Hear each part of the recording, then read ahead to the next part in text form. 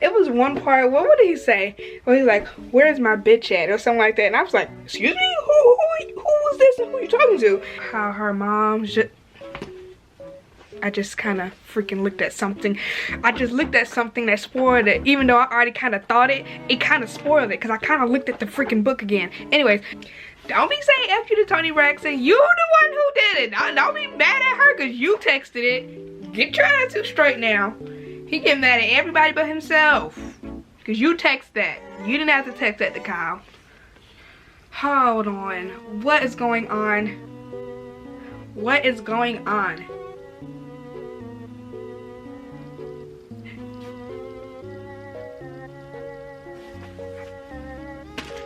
Where's the pen? Bitch. Hold on.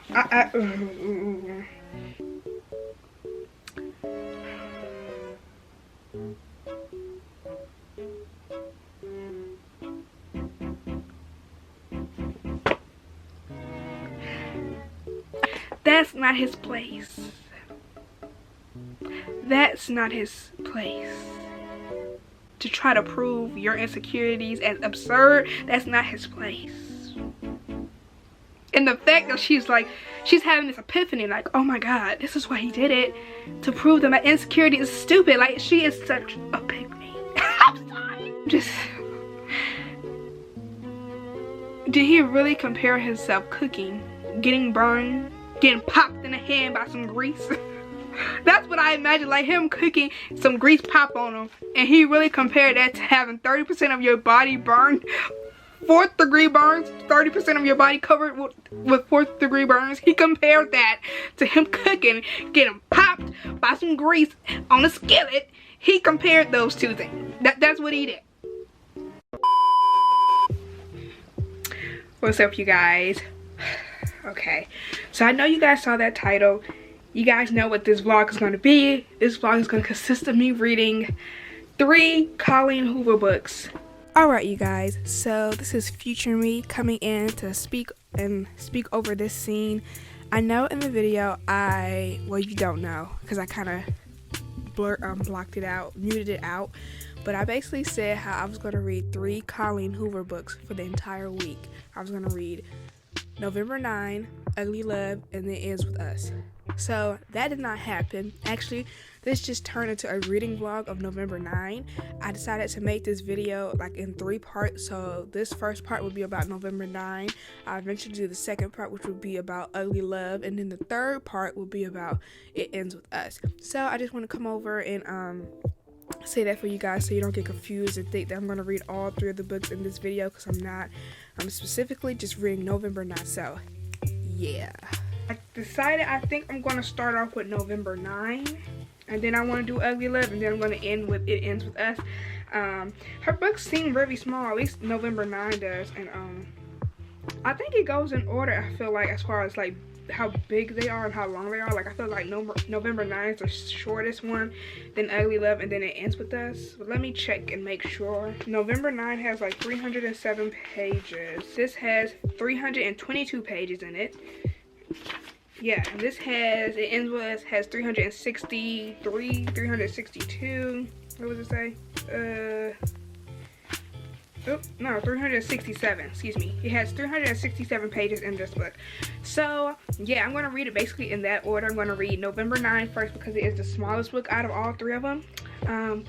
And I believe, like, this one, I heard some controversial things about this one. So I was like, let me just give it a try. Let's see how good it is or how bad it is, actually. I'm trying to go in there with an open mind and not just be like, oh, this is going to be terrible, even though I've heard things about this book.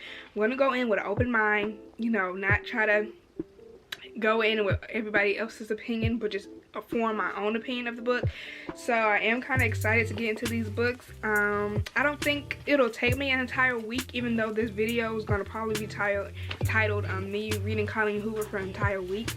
I don't think so, just because they seem like, I've heard they're very quick reading, like fast-paced books and stuff like that. So even though there's like 300 some pages, 300 pages or so, I could probably get through this very quickly. I don't want to say in a day just because I know I'm not a fast reader, but if this is a very fast-paced book, maybe I could get to this throughout this entire day. We'll just see how this goes. Plus I have other things to do. School has officially started, so we'll see. Does it take me actually a week to finish this? I don't know, but I am kind of excited to start. We're gonna go ahead and start. It is currently, hey Siri, what time is it? It's 12:40 p.m. Okay, it's 12:40 p.m.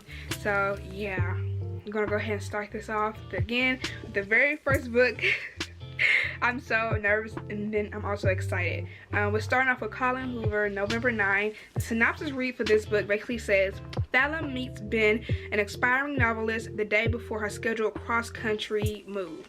Their untimely attraction leads them to spend Fallon's last day in LA together, and her eventful life becomes the creative inspiration Ben has always sought for his novels. Over time, and amidst the various relationships and tribulations of their own separate lives, they continue to meet on the same day every year until one day Fallon becomes unsure if Ben has been telling her the truth or fabricating a perfect reality for the sake of the ultimate plot twist. Can Ben's relationship with Fallon and simultaneously his novel be considered a love story if it ends in heartbreak? So yeah, that's the synopsis for this book. We're just gonna go ahead and jump right to it, you guys. Wish me luck. Okay, you guys, I had to get comfy. I have all three books, but I'm just, again, starting off with November 9. Yeah, so we're just gonna go ahead and get started with reading.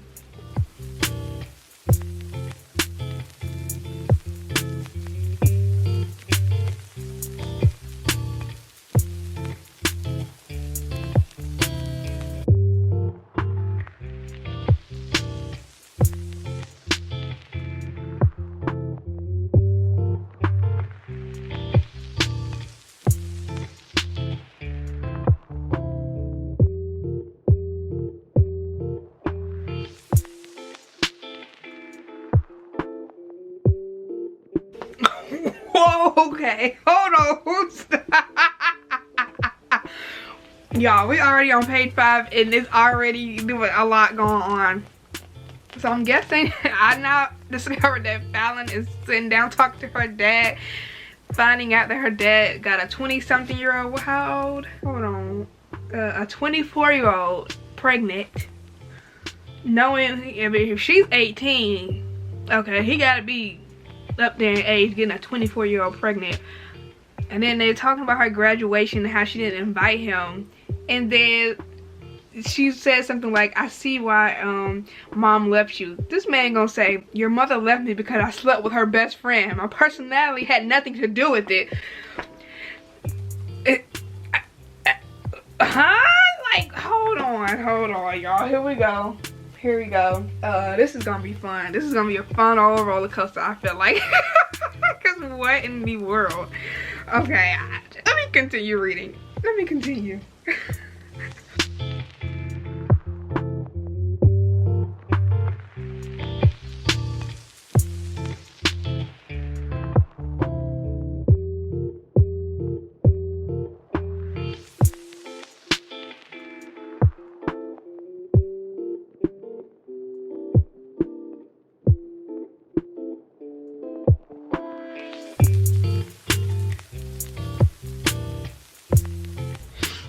Okay, y'all, sorry for the lighting change. The sun is not like out right now, so I had to turn my room light on. I finished the first chapter, I guess you could say. So already got a con for me. I do not like books with long chapters. Not feeling it. This first chapter is 22 pages, or yeah, well, a little less than 22. I'm on page 22. So from page 1, right? No, excuse me, page 3 to 22 is the first chapter. That's a lot of pages. I ain't feeling long pages and chapters. I ain't gonna lie, I don't like that. But so far, that's pretty much the only con that I got. Well, as far as like the book goes, the writing, again, I had that first like typo I told you guys about how the father, that doesn't make you a father with the sperm thing, that was kind of worded weirdly. Other than that, y'all, this first chapter was crazy, okay? It was crazy. Okay, you have Fallon, you have her dad, you have this guy who now we know is named Ben, who is also at this diner, wherever they're sitting at, eating at a booth before, in front of them. So we learn a little bit about Fallon, how she has these scars all over her body because she was in a fire. Her mother and her father are divorced, and so I guess they were doing like, you know, the you stay over here for a week and then you stay over there for like a day or whatever case. You know how it is, like when you your parents are no longer together, so you spend time with both of them.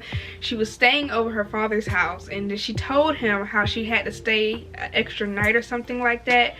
Next thing you know, she finds herself waking up into a fire at his house, and she would assume that he would, like, you know, run in there, save her, because I mean, he should know that she's still in the house, but he doesn't do that. He in fact even forgets that she's even there. So, you know, that put a strain on their relationship, and so she has these scars all over her from the fire. She ends up getting saved, but not by him. And so, you know, she discusses how she feels about the scars and how it makes her very insecure. And because I guess before all this had went down, she was trying to be an actress just like her father, because he is an actor from a very famous show back in the day, in their time. In this book, I forgot what the show was called, but whatever case may be. And he ends up getting recognized while they're sitting down eating by one of the waiters. He ends up getting remembered by him, and so he's like, oh my god, you're that dude from this. And she's like, okay, because, you know. So you got that, they got a strained relationship, I guess. Well, I know for sure now, she was in acting 2 years prior to that whole accident happening, so he was her coach and her manager. But since the accident happened where she got burned, she is no longer an actress because they took away her contract. And, you know, she goes into details about how, like, because of how she looks physically, her physical appearance, it has basically put a strain on her, like, what she wants to do, like be an actress and stuff like that, because she doesn't have the look anymore because she has these marks and everything like that. And so she feels like, or yeah, she feels as though, and she's very confident in this feeling, that because this has happened, her father has basically, like, kind of pushed her off to the side, because, you know, they don't have that thing where they can bond about, you know, her being an actress and her following his footsteps. So he pretty much doesn't really talk to her like that no more. And so yeah, that puts a strain on their relationship. She really doesn't like him. He's an a-hole, which is a fact. Which is a fact, okay? He is a pure a-hole, okay? Cannot stand him already. Do not like him. He is so stinking annoying. It does not make sense how, like, annoying of a character he is. And just this first chapter, I can't stand him. He's so annoying. And then as far as us getting introduced to Ben, she comes back from the restroom, because while she's talking about her scars and all this is going down, she also mentions stuff about, like, the restroom, like how the first stall is like the cleanest restroom out of all of them, because people think that's the one that's mostly used, but it's not. So it's the cleanest. She becomes like a germaphobe a little bit because she has spent so much time in the hospital. And while she was in the hospital, she basically explains because of the scars and the burns and all that stuff. So all this is being explained in the bathroom about the scars and how they feel and how they make her feel insecure and how she doesn't like looking in the mirror. And then as she's walking from the restroom back to her booth, she was hoping that he was gone, and low-key I thought he was gonna be gone too. I thought he was gonna, like, skedaddle and be like, I gotta go. But he was still there sitting in the booth. But it was a guy in the front, the booth right next to theirs, who was looking at her. And so she kind of enjoyed that, because again, also in the restroom, she talks about how, like, people don't really look at her anymore, because when they look at her, they automatically look away because they don't want to be rude or, like, you know, seem like they're being judgy or whatever the case may be, because she has scars on her. So they just look at her and they look away quickly. But with this guy who's sitting in his booth before their booth, he just stares at her. And she kind of liked it in the beginning, because she was like, finally somebody who is actually looking at me and doesn't just look away quickly because they see all these scars on me. But then eventually she's talk about, like, she feels a little uncomfortable that he keeps looking at her, and so she kind of, like, tries to cover her face. And then she even mentions how she put her hair in her mouth so he couldn't really see her. And I'm just like, why are you putting your hair in your mouth? What is wrong with you? Like, I get it, you don't want somebody to be looking at you, but that's just like, can you, what are you doing? That's how I imagine, because that's what it said in the book, so that's what I'm imagining that she did. She literally put her hair in her mouth and just, oh, okay, that's normal. Then she goes back to the boo, and she tries to talk to her dad, telling him that she's moving to New York so she can do Broadway. And so they got this whole back and forth going, and he's like, ugh, he starts laughing at her. So he's just a complete a-hole. He's just a complete a-hole, honestly. Now this is when things start getting a little cuckoo for Cocoa Puffs, okay?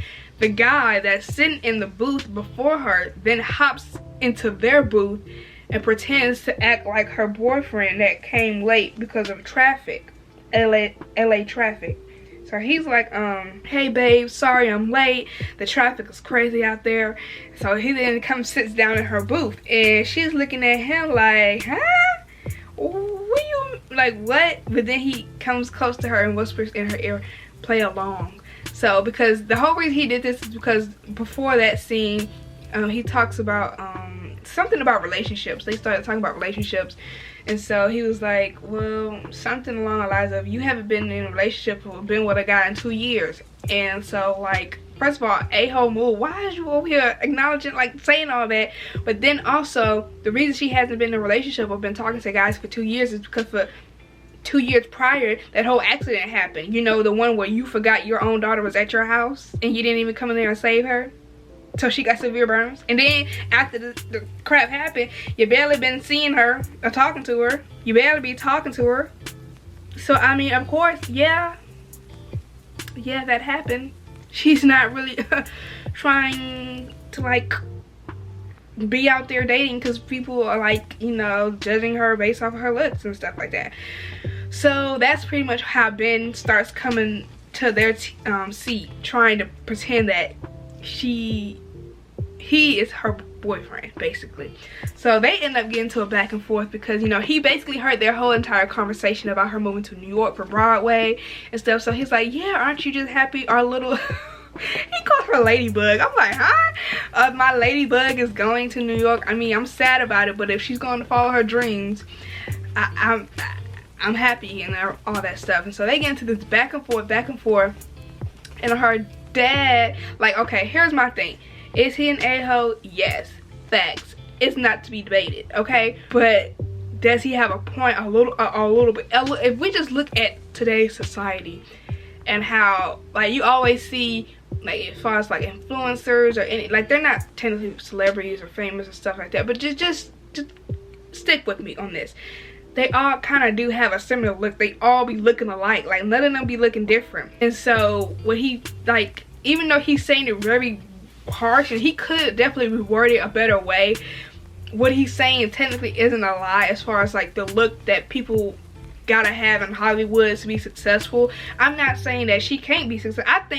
I don't know when this book was written, but I do think now in these times, even though there is still time a look you gotta have, I do think as far as like making it big, you don't, like, we see people who don't fit the stereotypical look and they are still successful.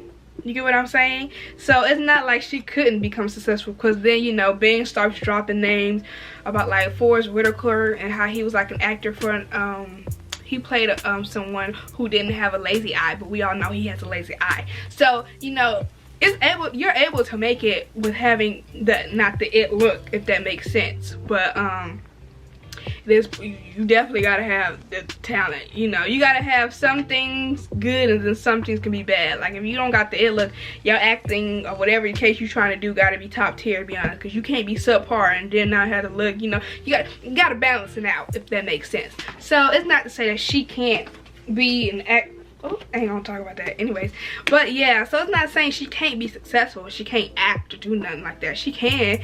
And I think that's what Ben was trying to say to him, but he was just really being an a-hole. And he's like, if you want people to, you know, just kiss your ass or just like not be real with you, then this guy is perfect for you, and I bet your mom loves him. And I'm like, oh, that is like, what is your problem? Like, I do not like him. Like, even though he had a point, Ben also had a point as well. So it was like, and then it was just the way he came at her. And then he called his daughter a whole booty call. Like, He called her a whole booty call to be in the East Coast. I was like, huh? So he's like, you can have a booty call on the East Coast, something like that. Excuse me? Like, who says it to about their own child? Who says that? Like, for real. Now I'm really thinking about it. This man really said his whole daughter is a booty call to this dude. Who says that? And don't expect to get knocked out in the face. Like, cause that, if she would have punched him in the face, or she would have hit him with that glass like she was talking about in the very like first pages of the book, talking about hitting him upside the head with the glass, I don't believe she could have did that. Honestly, I would have been like, okay. I would have think that was warranted, you know, to hit him upside the head with a glass. Just to be honest with you, I know violence isn't the answer to everything, but he lost his mind. Like, he really lost all the marbles up in there. But yeah, that's pretty much all that kind of went down in the first chapter. Drama's up there. I'm really kind of looking forward to see how it's going, how it goes, and how it continues. My lipstick, I don't know how my lipstick, maybe I accidentally spit, y'all. I don't know. I think I kind of spit a little bit and it got on the book with my lipstick stain on it. Anyways, that's not the point. But yeah, so that's how the first chapter went. I'm gonna come back to you guys. Let me say, how many chapters in here? Chapter, it doesn't even say Nate. That's another thing I don't like. It don't give you like chapter numbers. It just keeps going from Fallon, Ben, Fallon, Ben. Like, tell me the actual chapter number so I know what chapter I'm on. But I guess I'll say I'll come back chapter 5. Maybe every 5 chapters I'll come back to you guys and give you guys like a heads up as to what I'm feeling about the book so far, what I'm liking, what I'm not liking. So that's pretty much what I'll do. Every 5 chapters I'll come back to you guys. So I just came back to you guys for the first one. So 6th chapter I'll be coming back, because that'd be 5 chapters, right? Yeah, okay. So that's what I'll do pretty much.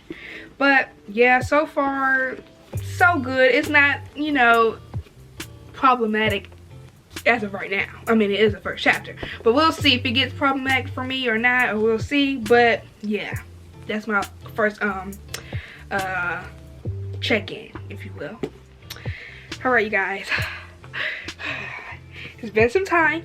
I have actually been, it hasn't been that hard to get through, actually.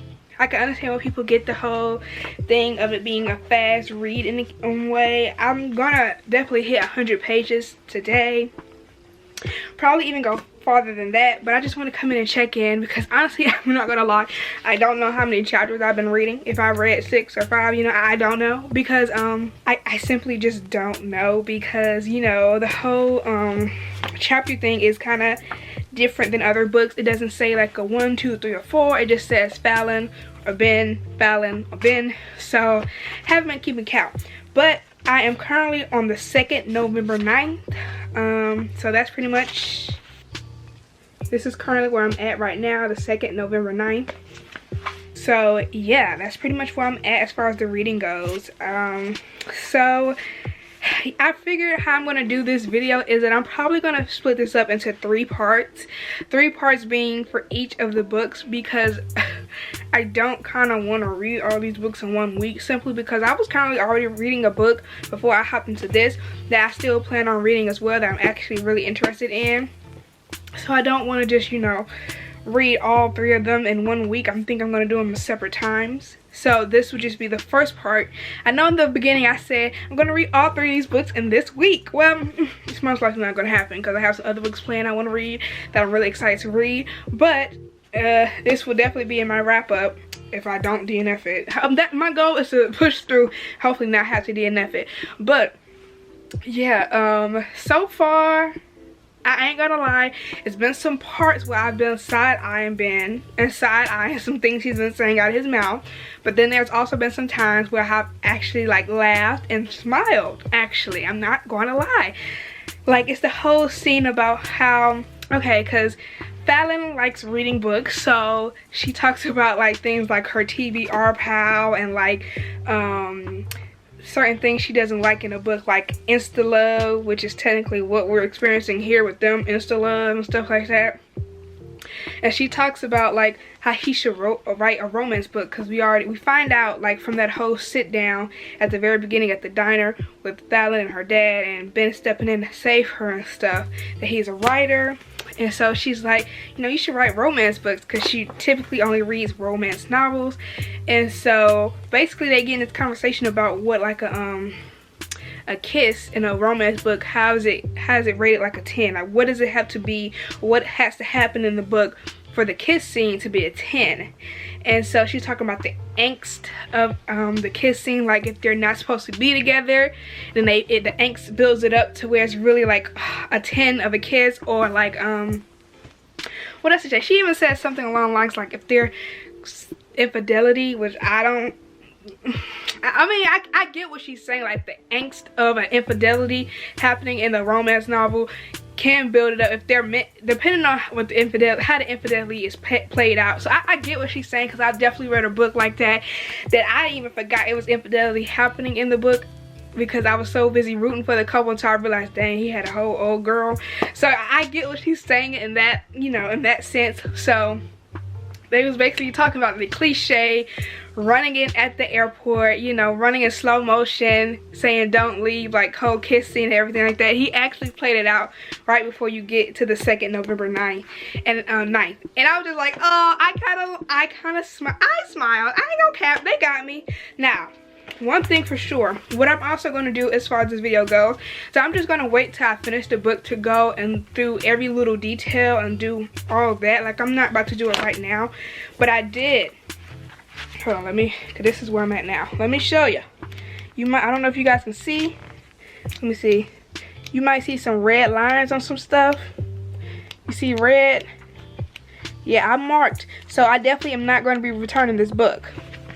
I can't return this book. This book will be staying. Well, all the books will have to stay, because this is a set. I didn't buy it individually. So I'll be keeping these books on my shelf. But yeah, I did mark up on my red pencil of doom, if you will. My red pen of doom. I've been using this to mark up the book, and basically, like, I know I said red. Well, yeah, I would definitely say I've only marked things that I kind of have a side eye and I want to discuss when I do my whole full review of this book at the end of this video. So yeah, I definitely use the red for that. I might use another color for things I think are really cute, like green for go, good, green light, red for red light, like, you need to stop, because you tried it, okay? It's definitely been some things your girl had to mark with red. I'm probably gonna do that whole little airport scene in green, because I thought that was actually really cute. So yeah, that's pretty much where I've gotten to now. I'm on page 80 or 81. I'm on page 81 because those pages don't have numbers on them for whatever reason. But I'm on 81. I'll get to 100 by today. Do I think I'm gonna finish it today? No, because again, I still have to record for my gaming channel and do all that stuff, and then I have to edit that because they have to be up by tomorrow. So yeah, I have that to do.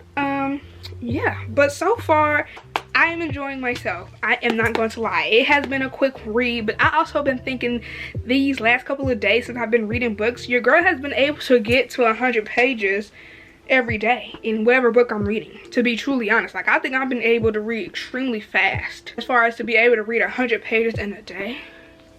Like, if not 100 pages, excuse me, close enough to like maybe like 80 pages or 90 or 70, like around that range. I've been getting to that for a lot of my books. So yeah, I don't know if it's just because I'm really enjoying myself reading this book, or is it simply because I've been doing that for quite some time. Like, the book that I was actually reading before this is called Beautiful Chaos by Keta Kendrick. I'm reading that on my Kindle, and I got to, I think I'm like 25%, and I started that yesterday. I'm only 25% already, so I don't know how many pages that is, but I felt like I was doing a good job. Like, I don't know, but yeah, I just want to come in and give you guys that heads up, that wrap up, check in, if you will. Most likely the next checkup will be tomorrow. I'm probably not gonna come on camera no time today, but I'll continue reading and coming back to you guys, because again, I gotta work out, I gotta edit and record. So yeah, I'll be back, and I should be past 100 pages by tomorrow when I come back for my check-in of what I read later on tonight. But yeah, I just want to come in and tell you guys that so far so good, but I will do a full like review of how I'm feeling about the book when I'm finished with it. I'll talk about all my red marks, I'll talk about all my green marks, I'll talk about all that at the end. And again, I'm setting this video up into 3 parts, so this would be part number 1 of November 9. We'll then have part 2 of Ugly Love, then we'll have part 3 of It Ends With Us. So, and he has his moments of really being cute. Like, again, I have some moments that are green, but he also got some moments that's red. Okay, the red pen has been working, let me tell you. It's no days off for this one with him, because he's been doing and saying some things that's a little, I ain't feeling it, but he has been doing some things that's like, okay, that's kind of cute. And I do like the whole little setup. I understand as far as Fallon's whole thing about her wanting to, because her mom told her how she needs to basically just learn to love herself, learn to understand herself, so she shouldn't be really looking into romantic relationships and stuff like that.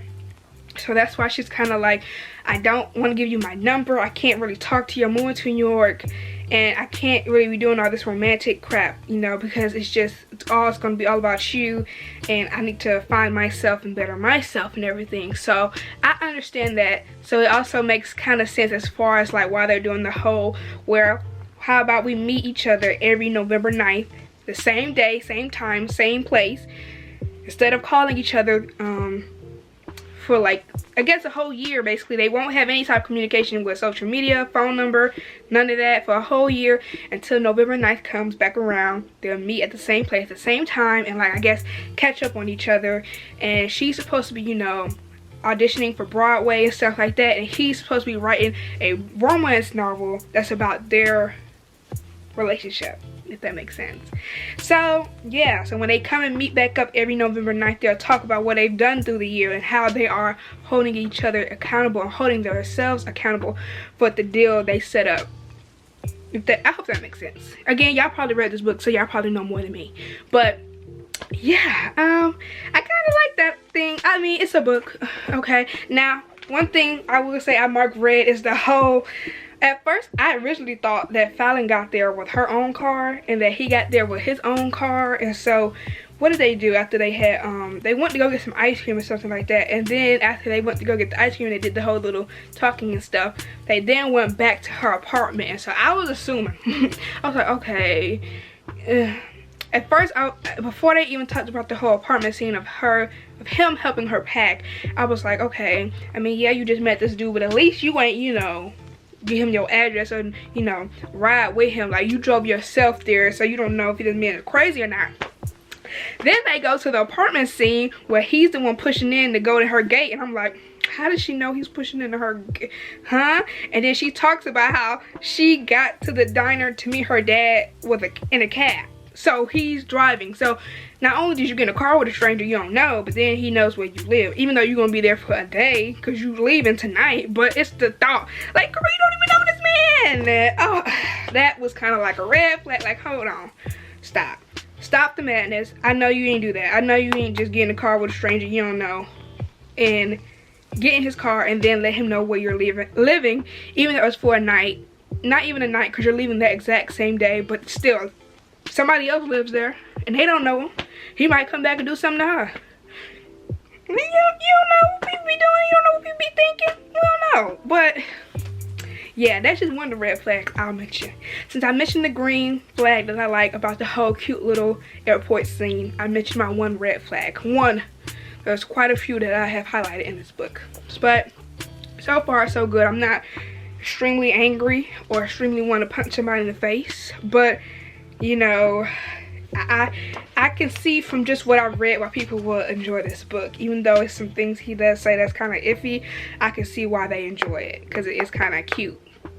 So we'll see, you know, if it continues or if it goes downhill. I don't know. I'm coming in open-minded. I know it might not seem like I'm not, but I really am coming open-minded because I got some green things highlighted in here. So, you know, I'm coming in open-minded, positivity, you know. yeah. But yeah, that's my first, or I guess you could say my second check-in for this book. I'll be seeing you guys in the morning, talk to you guys how I feel about the rest of the book that I read tonight, and maybe early in the morning as well, because I do like reading in the morning. So I'll come back for my third checkout, or check-in, third check-in. Yes, I'll come back in my third check-in for this book. And so yeah, I'll see you guys in that clip. All right, you guys, I'm back. It's been a while since the last clip you guys saw me. As far as the update goes for this, you see what had happened was, right, last night your girl was busy. I worked out last night. I did some recording for my gaming channel. I ended up having to do more recording for that today, and I edited it, and now I'm exporting it from iMovie, getting that set up because that has to be uploaded today. It was supposed to be uploaded at 5, but it might be coming up at 7. So I didn't do a lot of reading. I think I did like one little chapter last night of this book. So as of now, I am currently on page 119. Yeah, so I'm gonna do some more reading tonight because I do plan on working out again tonight. But I'm just gonna go ahead and do some more reading. I'll probably come back to you guys a little bit later on tonight before I work out, and when I like feel like I'm gonna come back to you guys before I work out. But I'm probably still gonna do some more reading after I work out and take a shower, get ready for bed. I'll still do some more reading of this, and I'll just come back to you guys in the morning about how I'm feeling so far. I mean, some stuff has happened. As of now, we've met Ben's siblings, his 2 brothers. One of them are getting married, and he has an older brother. It was one part, what did he say? Well, he's like, "Where's my bitch at?" or something like that. And I was like, "Excuse me, who was this? Who are you talking to?" And then you find out he's talking to his dog. He's saying, "Oh, there goes my bitch." He's talking about the dog.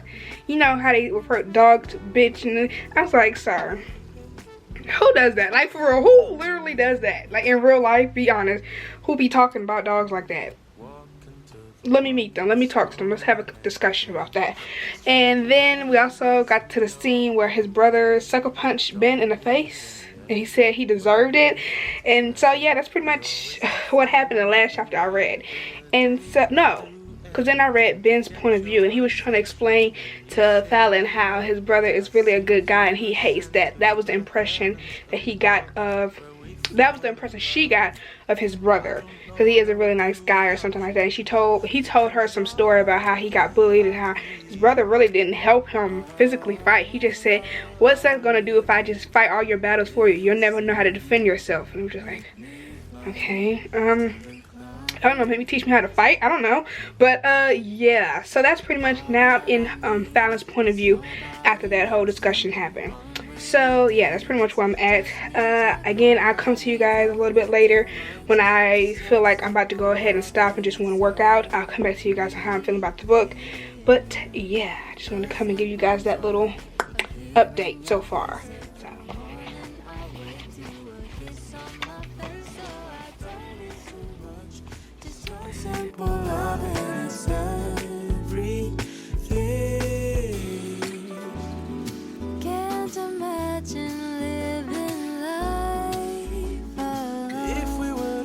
Separate ways, 'cause with you I feel like who knows how far we go. Don't you know that all that I need is your body next to me on rainy days. Just need your company, don't need too much, just your simple love, and it's everything.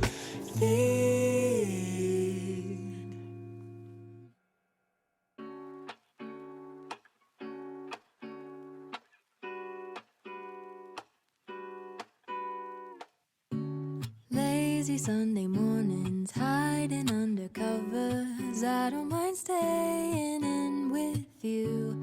Play your favorite movie, laying right beside me. Alright, you guys, I'm coming back with my, my 4th check-in. Currently, this is how much I've read. This is how much I have left. So it's kind of almost in the split middle. I am currently I'm stopping right now because I'm about to work out, but I'm stopping on page 153. If you hear any noise in the background, it's my dog. He's rolling on the ground trying to scratch his back. ignore that. But again, yes, I'm on page 153. That's what I'm stopping on Fallon's point of view. Some things have happened. With because this is the, I showed you guys a B-roll. I believe this is the third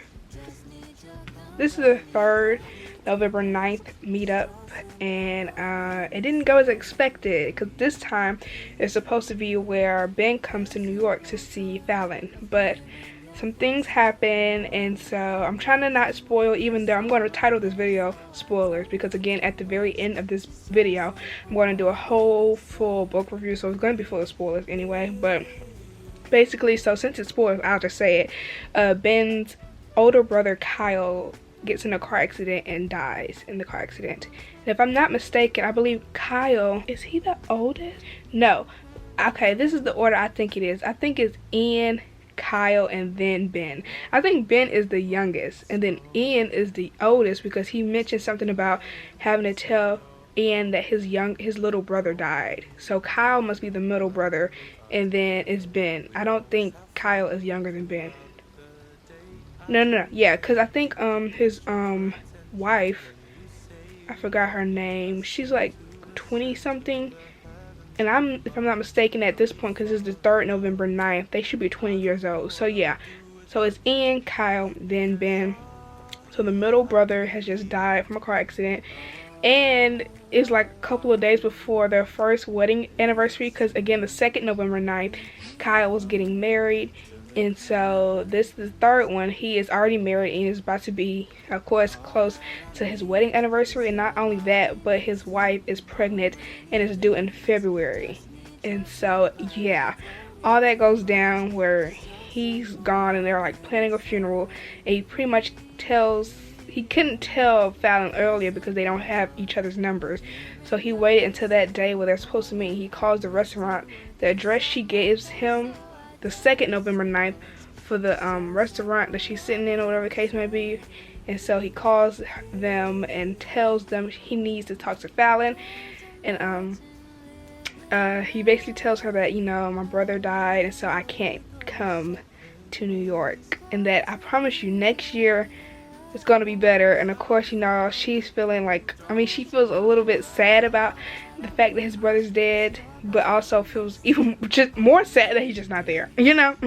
Like, I don't really know that man. That's how she's saying it. Like, I don't really know that man, so I mean, I feel bad because it's your brother, but also like, dang, I was looking forward to tell you all the stuff that went on this year and stuff like that. And so it's just, wow. I mean, I was not expecting that. I do like the element of how it's just every November 9th, you know, it's like a yearly wrap up of what they did. Like, they get a chance to talk to each other about it. I like that format, you know, instead of actually like telling us what they did. Like, she still tells us by basically not like, you know how in some books when they're talking to you about what the character's doing, they're describing it and all that stuff, we really get to hear it like as actual dialogue. Like, you know, you see the quotation marks of Fallon actually saying what is going on in a way that makes sense. I hope that makes sense. I'm not good at describing things. But anyways, so yeah, stopping right now at 153, that page, because I'm gonna go work out. I'm still gonna do some more reading later on. It's just I probably will not vlog it or record it. I'll come back to you guys in the morning. I don't have too much to do. Well, I do have schoolwork I have to do, but I do like reading early in the morning, so I should get quite a bit of this done tonight. And then in the morning, my goal is to finish this book tomorrow. Tomorrow is gonna be Tuesday, like this Sunday. Yeah, I need to finish this book tomorrow. So, you know, yeah, that's the plan, that's the goal. So far I am enjoying it. Again, I don't know if you guys saw in my little b-roll I showed of me while I was reading this. I had two pens. I had a green pen and a red pen. I used that to mark so that when I do my full review of this book at the end, it's easier for me to go through it to talk about each point that I want to talk about. So some things I mark as red, some things I mark as green. Green things is stuff that I like, that I was like, okay, this is good, I like it, this is good, I like it. And then you have some things that is red, that I'm just like, that's a problem, you know. So that's how I color code it, so I know what I need to discuss how I felt about it and stuff like that. So yeah, I definitely will not be returning this book to Amazon. And also, can we talk about this for a second? See that? The audacity. Now let me make this very clear. I didn't do that. Amazon did that, not me. I just want to make that very clear. I didn't do that. Amazon did that. Yeah, sorry. I hope you guys can see me. The camera is acting stupid and not trying to focus on me. But anyways, yeah. So far, entertaining. It's keeping me entertained, keeping me into it. Did some markings, green or red, depending on how I'm feeling about it. But yeah, so far, I'd say so good. I'm enjoying myself. I'm enjoying the reading, so that's good. That's a plus. I'm not bored with it. It's definitely keeping me interested in trying to figure out like what's gonna happen next year, what they're gonna talk about, what's gonna happen, you know. So yeah. So that's just my I think my 4th check-in. I'll be coming back to you guys tomorrow morning to give you guys an update on what I've read so far, what's going on, how I'm feeling. But yeah, see you guys in my next check-in. What's up, you guys? I'm coming back to you guys with another check-in. Okay, so I am currently, sorry y'all, I'm back with another check-in. Your girl has this much left. This is how much I've read. This is how much I have left. I'm currently at the part where now I'm reading what Ben wrote, because you know he's supposed to be writing their love story November 9. So I'm currently reading that. I'm actually talking. I'll come back to them when I finish this part. I'm finishing this book today, okay? That's period. And boy oh boy, some stuff has gone down. I'm now reading Ben's his what would I say, was it a rough draft, if you will, of their love story and how everything went down. So the cat's out the bag, or so it is. Technically not, because he wants her to read the actual, because this is the 6th November 9th, I believe. I think I'm reading the 6th November 9th meetup, or well, not a meetup technically, because of some stuff that happened in the 5th November 9th meetup. So yeah. Girl, it's a lot going on. I have this much left. It's not a lot. I'm gonna be finishing this today, so I wanted to come back on camera for you guys so you guys can see like the remaining reaction of what's going on. It's something. It's something. Let me just say that much. It's definitely something. Yeah, so I just want to come back and give you guys that check-in, and then I'm gonna go ahead and continue reading what all needs to be exposed and what happened and everything like that. I'm really excited to try to see like how she's gonna finesse this and make this all make sense in the end. But yeah, so that's what I'm about to go ahead and go do. So yeah.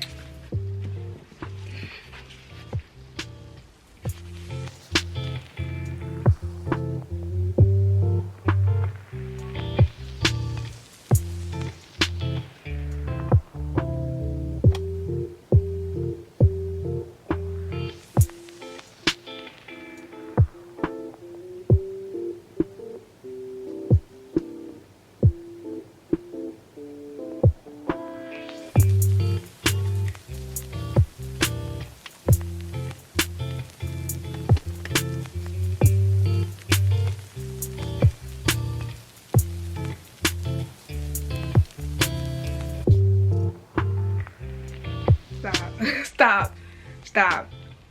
Okay, hear me out. I'm currently reading. I don't know if you guys can see me. Oh, no, I hope you guys can see me and I'm not blurry. Let me put it this way. Okay, y'all, okay. I'm reading, right? I'm currently reading Ben's transcript and talking about basically his mother dying and stuff like that. Cause everything overlaps on November 9th. Now this is live reaction, you guys, okay? And I just had a thought just crossed my freaking mind. I'm about to be pissed. Okay, everything comes down to November 9th. You got what's her name? Fallon's fire at her dad's place happens November 9th.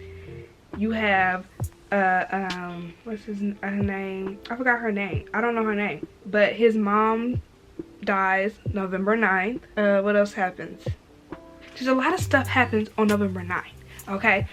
And so he's talking about how her mom I just kind of freaking looked at something.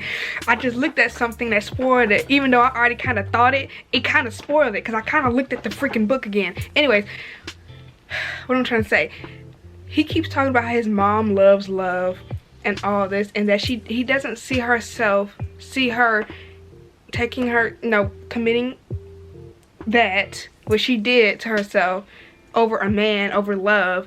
And she was the one who told him about what love really means and how you'll know you're falling in love with someone, and the whole tattoo on her wrist that's poetic, and the music staff and stuff like that. That's why he has that same tattoo and stuff. And he just kept talking about love and love this and love that, and how he doesn't see his mom doing something like that for love. And I'm just thinking and something, and then I'm trying to connect it to like why he said her father's house, on how he's connected to the fire that happened that almost killed Fallon. And now it's starting to click. And again, I just literally saw something that kind of confirmed what I was already thinking before I saw it. I'm starting to think Fallon's dad had some dealings with Ben's mom. Something went off as to them not being together no more. He felt some type of way about it, so he said, I feel like he either set the house on fire to get him back, not intentionally trying to kill him, or intentionally trying to kill him by setting the house on fire, not realizing that Fallon was in that house as a payback to whatever he did, and I'm talking about Fallon's dad did to his mom, to where she would want to take herself out. And I literally just looked at the end of the freaking page, at the end of the transcript, and it said her dad's name. I'm like, oh my freaking god, is that what happened? Are you seriously telling me the dad, being a little hoe, being around all these women, did something with Ben's mom, broke her heart, made her do some stuff like that, take herself out, so he wanted to get revenge, but it ended up backfiring and hurting Fallon? Oh my god, you gotta tell me that's I just literally caught on before, because I'm currently now, or what page am I on? I don't even know, because at these parts now it's no longer page numbers or whatever, but I'm currently like on this page where it says Fallon. So I'm now reading like her talking and not her reading what he wrote in that book. But I think that's really what it is. And then I see his name, her dad's name, at the very bottom of that other page. So I'm like, oh my god, that's what it is. Oh my freaking god. Oh my freaking god. Let me continue, y'all. I just had to get on here and say that piece because I know y'all lying. Let's continue. I think that's what it is, because I literally just saw his name pop up. But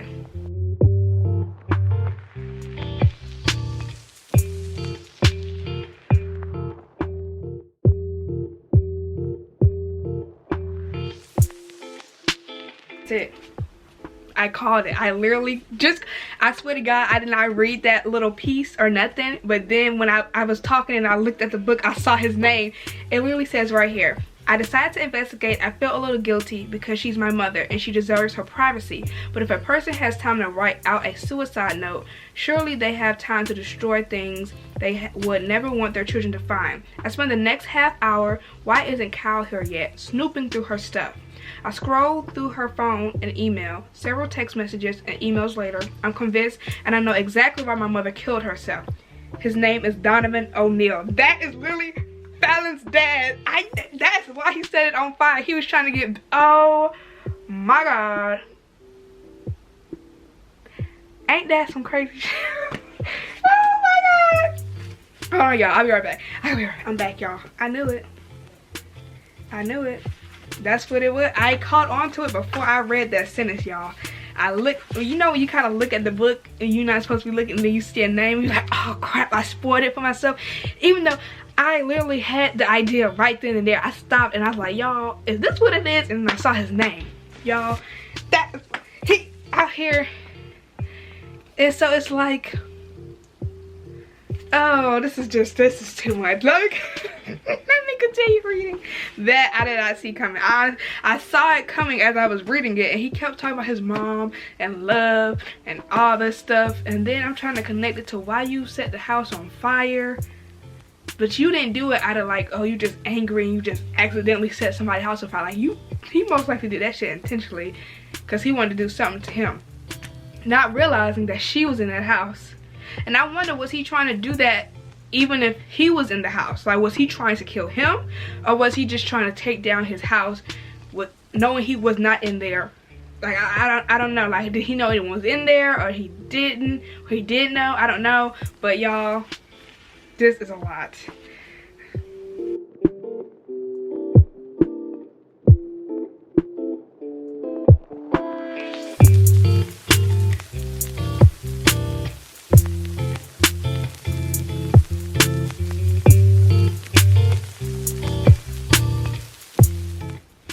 This is a lot. Oh, okay. So now we're on chapter 2, Ben's novel, age 16. Oh, this is too much.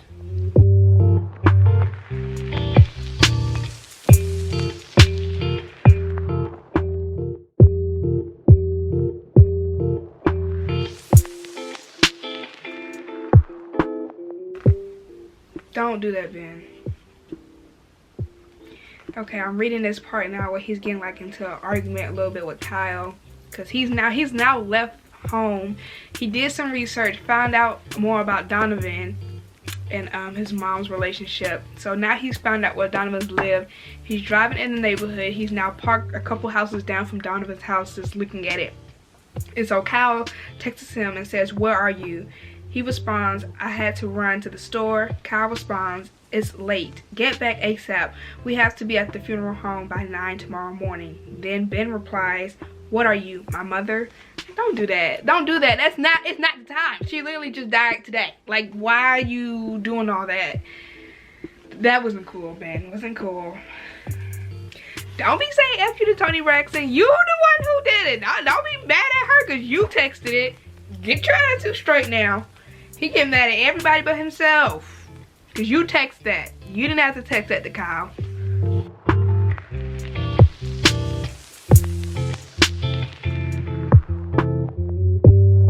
Bitch, this is ridiculous. I'm currently now on page 270. Oh my god. I knew it. So he set the car on fire. He didn't intend to kill anybody, but it's just like, what did you think was gonna happen setting a car on fire that already has gasoline inside the car? You put gasoline outside the car. Of course it's gonna be like a big explosion and it's gonna connect to the house. Well, no, I believe he said the car was outside the garage. Yeah, but still, he had a trail. If I'm not mistaken, when Donovan kicked the gas can, it probably left a trail of gas, so therefore that's how I got to the house. Durr.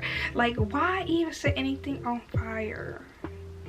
Or you didn't set a bush on fire. You set the car that's close to the house, that already had a trail near the car, close to the house probably.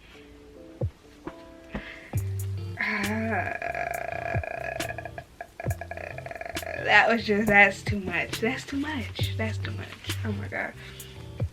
Okay, you guys, I'm coming back on camera simply because now I'm at the part where, you know, he gets into an argument with Ian under the impression that she just killed herself because of Donovan, when he's like, "You haven't read it?" And then he's like, "Read what?" Read her suicide letter. So now I'm currently about to read her letter. I just want to catch it on camera because originally I was thinking the same thing Ben was thinking, like, you really took yourself out from your kids because of a dude? Like, girl, come on. Like, can we not talk to a therapist or somebody? Like, come on. I don't know, like, why that? But now it's obviously some more stuff that went on, so I'm gonna read it on camera. Hopefully I don't get teary-eyed, but we'll see. I'm already feeling a little teary-eyed because, like, it's such a touchy subject and it's so sad. But yeah, I'm gonna go ahead and read it. So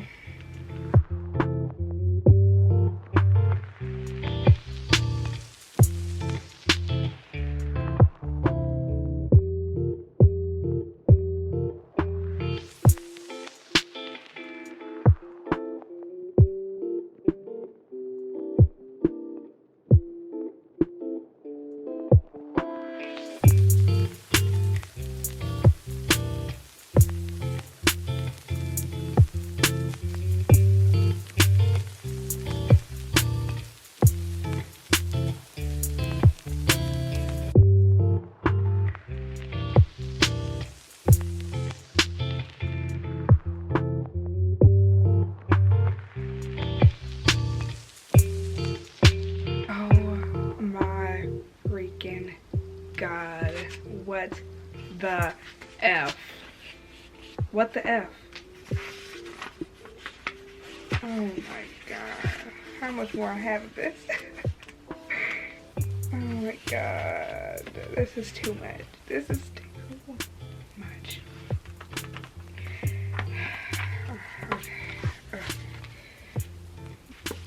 Alright y'all, I'm now currently reading chapter 4 of Ben's manuscript. This is him being age 18. This is when they first meet at the restaurant. Yeah.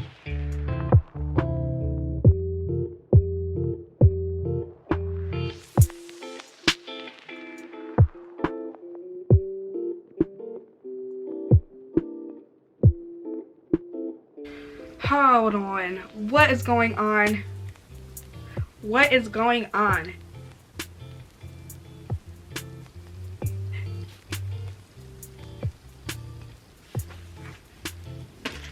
Where's the pen? Bitch. Hold on. Okay. Bitch, don't scare me like that, because I was literally about to lose my everlasting mind. Like, don't do that. I don't have time for that. Okay, see, I'm at the part now where he woke up drunk, don't know where he's at, and then he knows somebody's in the restroom. Then somebody comes out the restroom and it's Jordan. I'm like, I know damn well y'all didn't do some shit while he was alive. Kyle was alive. I know y'all didn't do that, but that's not the case. He just called her because he needed help. So she let him stay there, but they didn't do nothing. Okay, I was about to have a whole freaking fit. Y'all, I swear to God, I was about to have a fit.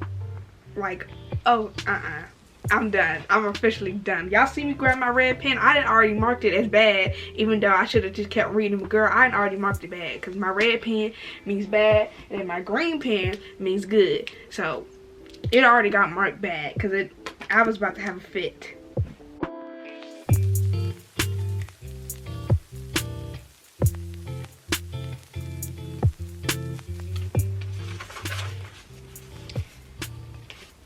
That's it. I finished November 9 by Collen Hoover. I'm finished. Oh boy, oh boy, oh boy. Do I have a lot to say about this book review. Again, I told you guys I'm just going to do like a whole sit down from beginning of the story to the end of the story, how I felt about certain things that happened. And I got some things to say at the end of this book. And then after I do that, I'm going to give my overall rating of the book. I'm going to wait till then. I need to let it digest. I need to let it sit, marinate, woosah, and then come back to you guys to give you guys my full review and my overall rating of this book. So far, I'm going to be honest, I'm going to just say as of now, it's not what I thought it was going to be. It's not what I expected. I'm going to be honest. It is not what I expected. Yeah, I'm gonna just leave this clip off with that. And I'll see you guys in my next clip. Sit down, have a full talk about this entire book and how I felt about it. So, yeah. Alright, you guys. Oh, I'm sorry. It's so bright. I'm sorry if the quality of this remaining clip isn't the best. I had to turn on my autofocus because, baby, for some reason the focus on my camera just was not working for me. It was not showing up good and it was not focusing on my face. Like, it was really blurry. So sorry if the quality changes or whatever the case may be. But y'all, I'm back with my closing remarks and my overall review of November 9. Okay, so let me just give you guys a little bit of info as to why now you might see, okay, that's better, why you guys might now be seeing November 9 have tabs on it. I didn't originally have tabs when I was doing the reading vlog. I simply just had I had marked down things in the book, so I used like a red pen for things that I was just like, this is terrible, and I had things that are green that I actually really enjoyed in the book. So just to give you guys a little like table of contents as far as to what tabs, the color tabs mean. All shades of blue mean bad. Every shade. I know you see some different shade of blues going on. The only reason there's different shades of blue in this is simply because I ran out of tabs of one specific blue color, so I had to go to the next blue color, and then the next blue color, and then the next blue color. Like literally, that's why it's so many different shades of blue.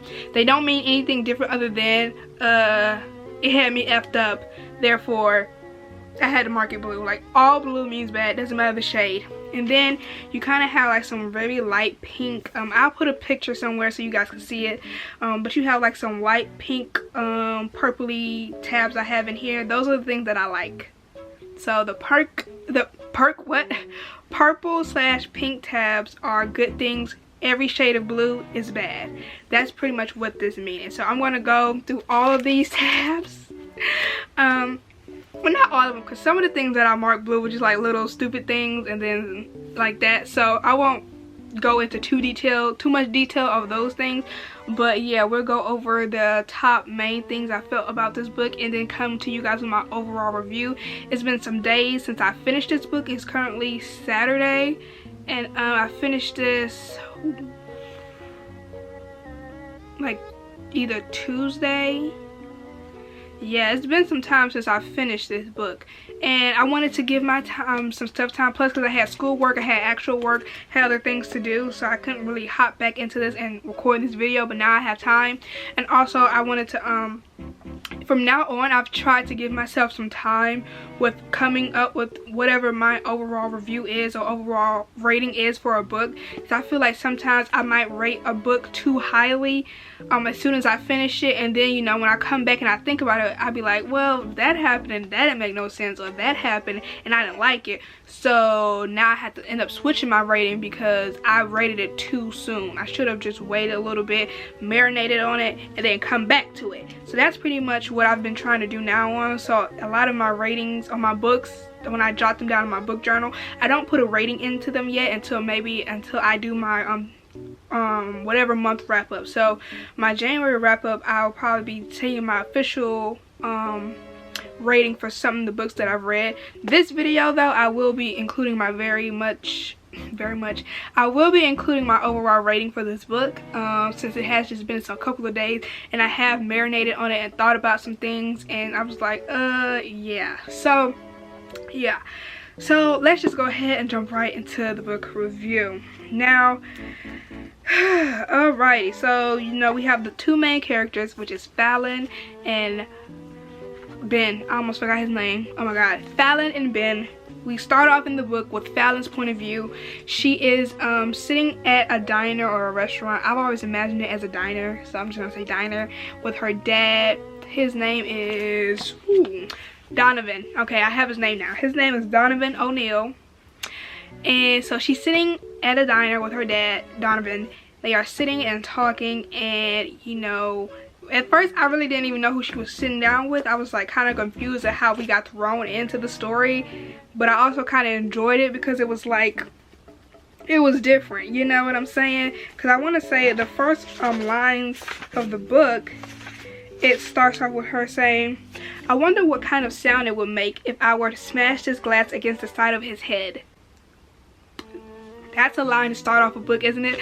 So yeah, that's like the first line in the very beginning of the book. So that's very interesting. Like, okay, who is she trying to hit upside the head and why? But yeah, so we see them having dinner together, and it is very not pleasant at all. Like, you can tell the energy is off, and like they're not, like, they don't have that daddy-daughter interaction with each other like, you know, you would love to see. It's just not like that between them. We also then find out that Fallon, I kept saying Farron, oh my god, Fallon has burn marks on herself. She is 30% of her body is covered with 4th-degree burns, and so we find that out because first they're, you know, having the interaction with her dad, and then the waiter comes up and it's like, "Oh my god, I remember you. You're that actor from so-and-so." And she's like, "Oh my god," because, you know, just roll her eyes because she already has like a very hostile relationship with her dad. So now that somebody's coming up and they remember him as an actor, it's like really annoying to her. So she then leaves, and then she goes to the restroom, and she then has this like discussion talking about how like because she's washing her hands or she's looking in the mirror or something like that. Well, first she starts talking about how she goes into the first restroom stall because the first restroom stall is always the cleanest, and people don't assume it's the cleanest because it's the first, so they go to the other ones, but this is the cleanest. And I've become like basically trying to give us a backstory as to why she's like such a germaphobe, because she had been in the hospital for so long. Then we find out again why she's in the hospital is simply because she has 30% of her body is covered in burn marks, fourth degree burns from her cheek all the way to her neck and all the way to the like side of her breast, and like basically I think if it was the left side of her body that is has the burns. So she basically goes into that, trying to explain why she's such a germaphobe, and then how she talks about how she kind of wish people will look at her, because when they see her and they see her burns, they try to look away as a way to not be disrespectful or rude, but she kind of wishes that people will look at her. So we have that going on, and then she leaves the restroom. She then's walking back to the seat, her booth with her dad, and she sees this guy who's in the front booth who is looking at her. And in the beginning, she's enjoying it. She's liking the fact that he is looking at her, because nobody ever looks at her. They kind of look and then look away because of her burns and blase blase. So in the beginning, she's enjoying Ben. Well, I just spoiled it. It's Ben. I mean, come on now. But she doesn't know it's Ben at the time, but I know it's Ben. We know it's Ben, so I'm just gonna say Ben. Ben is looking at her, and she is again enjoying it in the very beginning of it, but then she's like not really enjoying it at all. She's kind of like, okay, I kind of want him to stop looking at me now. And then this girl try to cover herself away from Ben. She puts her, like how I read it is how I imagined it, is she puts her hair in her mouth to like try to cover herself from him or cover her burns. So she like, this is how I imagine her.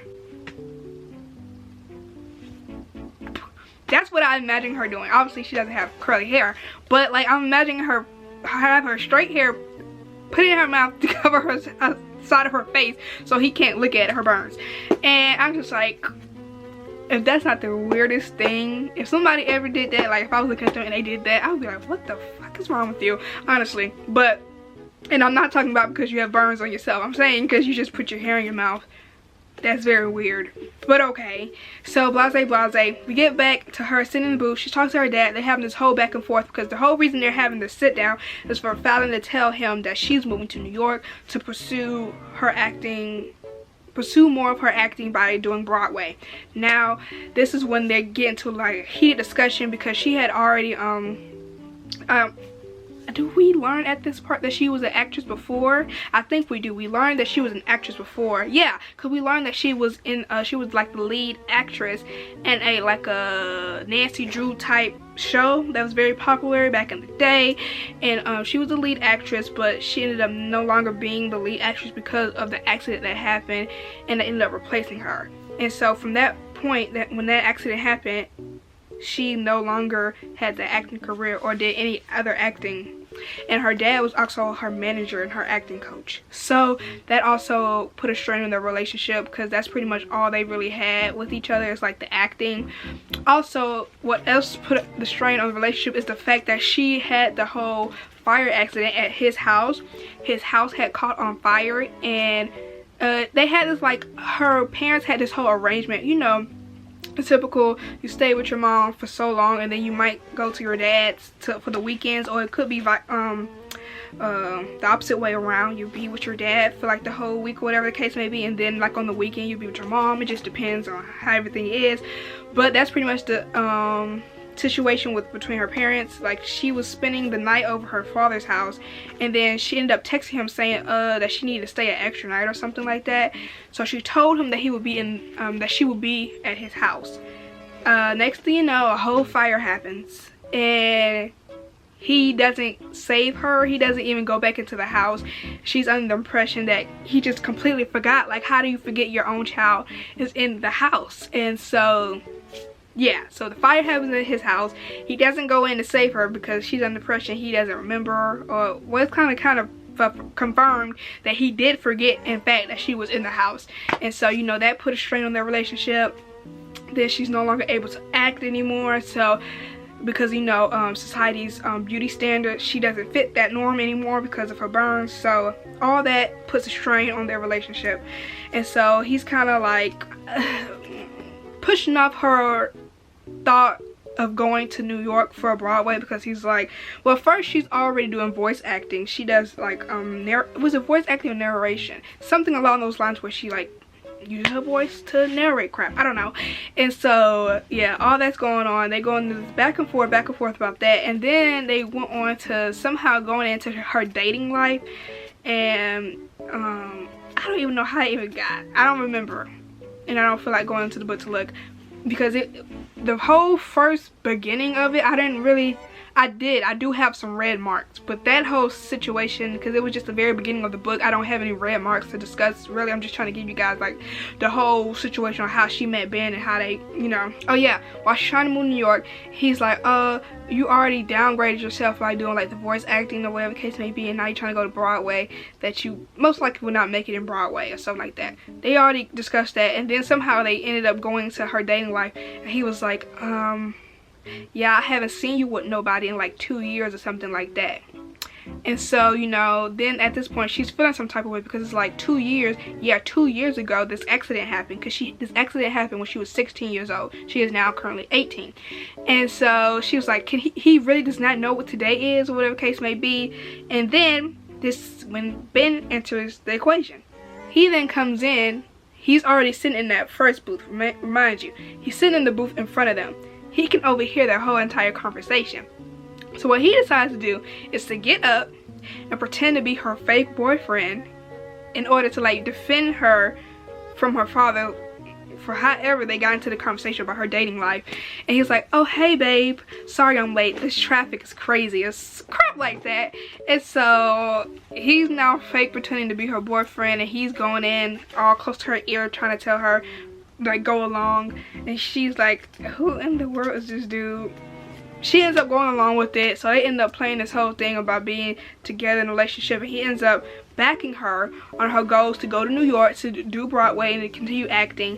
But the father is just not having it, and you know, he's kind of side-eyeing this dude. He's looking at him some type of way. He's like, they go into this whole back and forth about how like what she's doing and her idea of, you know, doing Broadway is stupid. The father, Donovan, thinks it's stupid, but Ben is supporting her.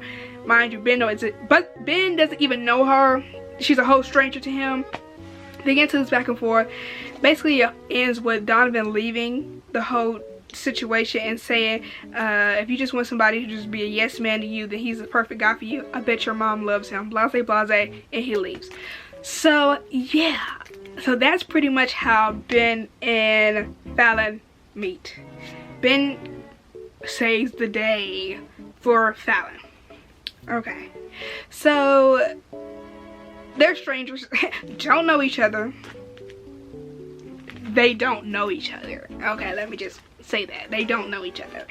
And so I'm just gonna fast forward over the like small bits and pieces, but basically long story short, they end up going to I guess some ice cream, some frozen yogurt type stuff. And so this is one thing I did red mark, because he said something like, what did he say? Where's my first red mark? Now this is one of those like juvenile like baby mark. No, I forgot. I did have some red marks at the very beginning. I thought I didn't have any. Hold on one second, because I forgot also this is a dual point of view, so we get to know a little bit of what Ben's thinking and stuff very early on in the book.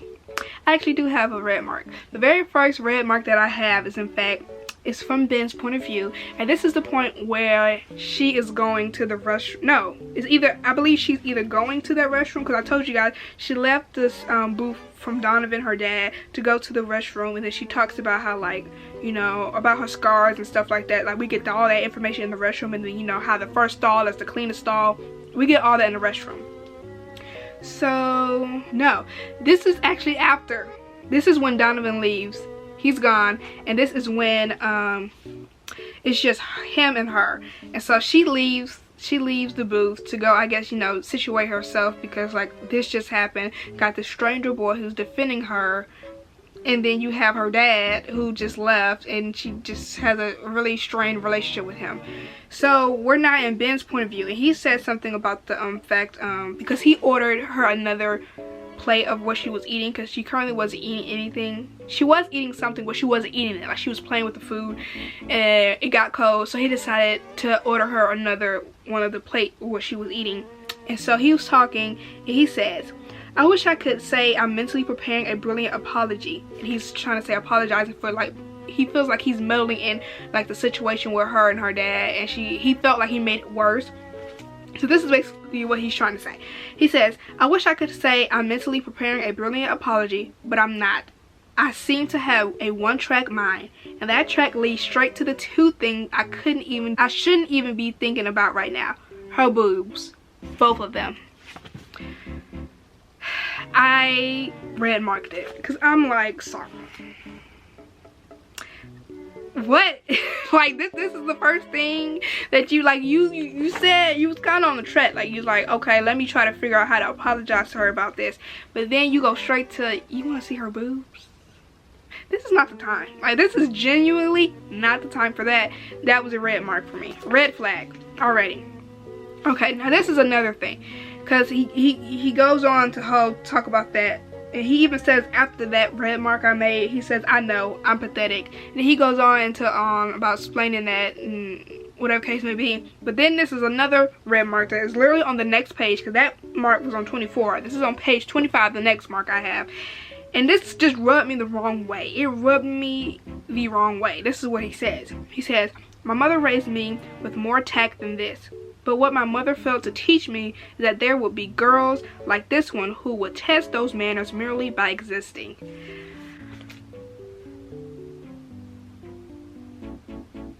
It's something off with that. It gave me, I'm going to put the picture here.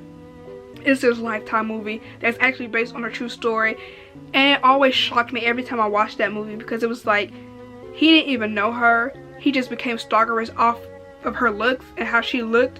Like, she literally said nothing but hi to him, and he became her stalker and basically shot up the whole entire work building that because they were co-workers. He shot up and killed so many people that worked in that same building with them, all because she just said hi. Like, that what it gave me. It's like, you got that idea to be like, you know, eyeing people sexually like that just because of them just being there. Like, they didn't really say anything or do anything. It just gives off very much predatory vibes. I'm gonna be honest, it's just weird. It rubbed me off the wrong way, so I marked it red. Didn't like it. Okay, I think from now on I'm just gonna go to my red marks. Yeah, I'm just gonna go, because I gave you guys basically the whole main point at the very beginning of how Ben and Fallon met. They met because he was trying to quote-unquote defend her against her father. So now I'm just gonna go ahead and go into my red marks and talk about the things that really like ticked me off and the things that I did enjoy in the book. I told y'all the main part, so now we're just gonna get into the marks. Alright, so those two were my first two marks. Sorry, I'm trying to get it to focus on me. Okay, so those were the first two marks that I had. The next mark that I have is on page 28.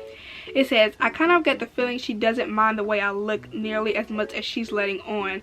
I'm sure she receives her fair share of physical discrimination, so I find it hard to believe she would be the type to list physical appearances high on her list of priorities in a guy. Something about that just seemed like he was throwing shots. Like, he was trying to say it, or Colleen was trying to say it in such a formal and nice way. But it's really, what I got from this is that you look like that, so you really can't be talking about how I got looks because you look like that. That's pretty much what it was. It was in the nicest way it possibly could be of him saying that.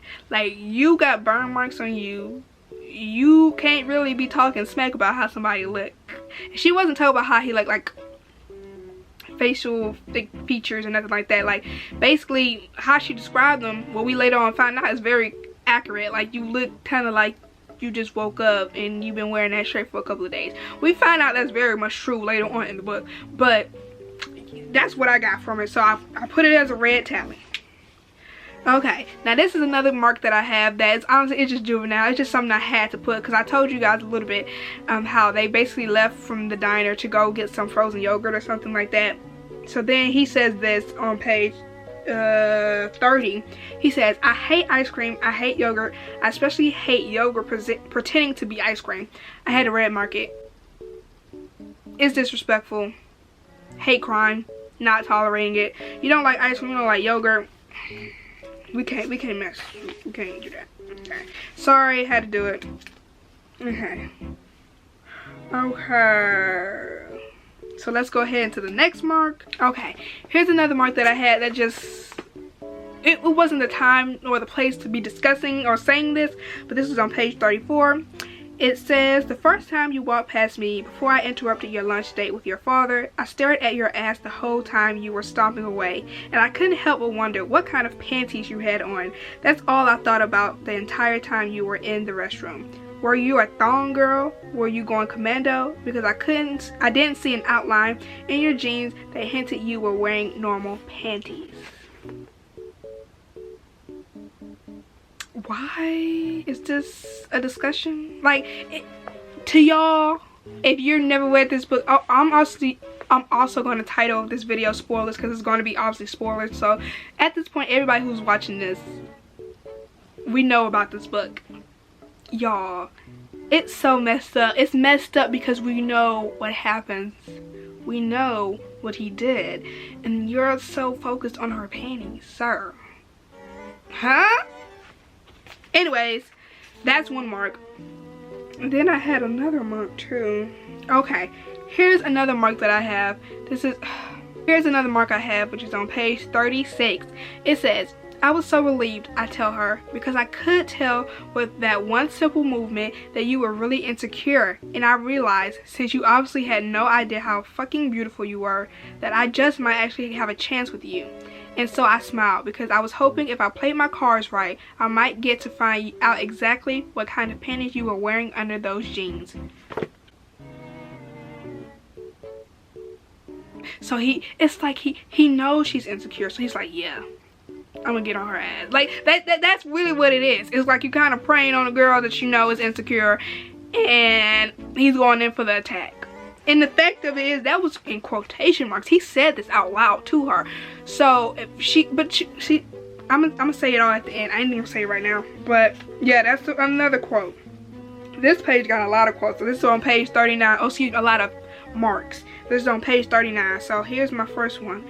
But that's not to say I didn't want to crawl on his lap and straddle him right there on that park bench while I shoved my tongue down his throat, because it was really hard to hold myself back after he admitted he thought I was beautiful. No, wait, fucking beautiful were the exact words he used. This man said, see, it threw me off, that one, because it's like, this is now Fallon's point of view, as you guys can tell. And it's like, you skip over the whole part of him announcing that you're insecure to the whole part where he said you was beautiful. Like, he said you were beautiful at the end. He literally started off with saying how you were insecure. So he's like, yeah, I'm gonna take my chance on you. And you totally just fast forward on that part and just went straight to the whole I'm beautiful part. I want y'all to keep that noted, okay, for when I have to say at the very end. Okay, here's another mark that I have. This again is on page 39. It says 12.35 pound. I say to Ben, giving him the gate code to my apartment. Now, I have that mark and then I have something else marked, because originally when I read that first line, I was under the impression that, okay, I mean, he's a stranger, and I was under the impression that she got to the diner for having that dinner with her dad. She drove, like, she had a car and she drove herself, so maybe she was giving this dude her address and her information to get into her gate. And I was like, I mean, I don't know how I feel about that, because I mean, at the end of the day, we kind of find out at the very beginning that she's moving to New York that very day also, so it ain't like she's gonna be there. So it's like, okay, it ain't too bad. But then again, you still have a roommate, so I mean, he could be crazy and try to come after her, so that's not really cool. But okay, move past that. You're moving to New York that very same night, so I mean, okay, that's not too bad as to you having him give him your information as to where you live and how to get into your apartment complex. But then I had to red mark the next line, and it says he rolls down his window and punches in the code. So that, I was confused. I was like, how you know he rolling down? Like, I was just kind of look like, huh? How you know he rolling down and punching in the code? And then it proceeds to say, I took a cab to meet my father at the restaurant this morning, so Ben offered to drive me back home. This is now when it's really like red flag, red flag. This is a whole stranger you just met this very day and you in the car with him. Now it makes me know how they got to the ice cream parlor. He drove. You got in the car with a whole stranger and let him drive you to the ice cream parlor and then go home. He drove you home. He knows where you live now. And I get it, you're like leaving for New York that very night, but still, why they do that at? Like, no, that was a red mark, because that's just stupid. I don't care how, like, oh, I'm about to leave tonight. You don't do that. Still, you might not make it to tonight if you playing like that. So I red marked this, but I think I red marked it just because I felt like this was like Colleen Hoover's way of like defending herself in a way, because I know like she's such a like an author that is, you either love her or you hate her. So I marked this. I don't know why I really marked it red, but I just want to state it how it says, please don't tell me you're one of those pretentious readers who judge people by the books they like. I feel like she was trying to like say that as a way, because a lot of people do judge people who read like Colleen Hoover books.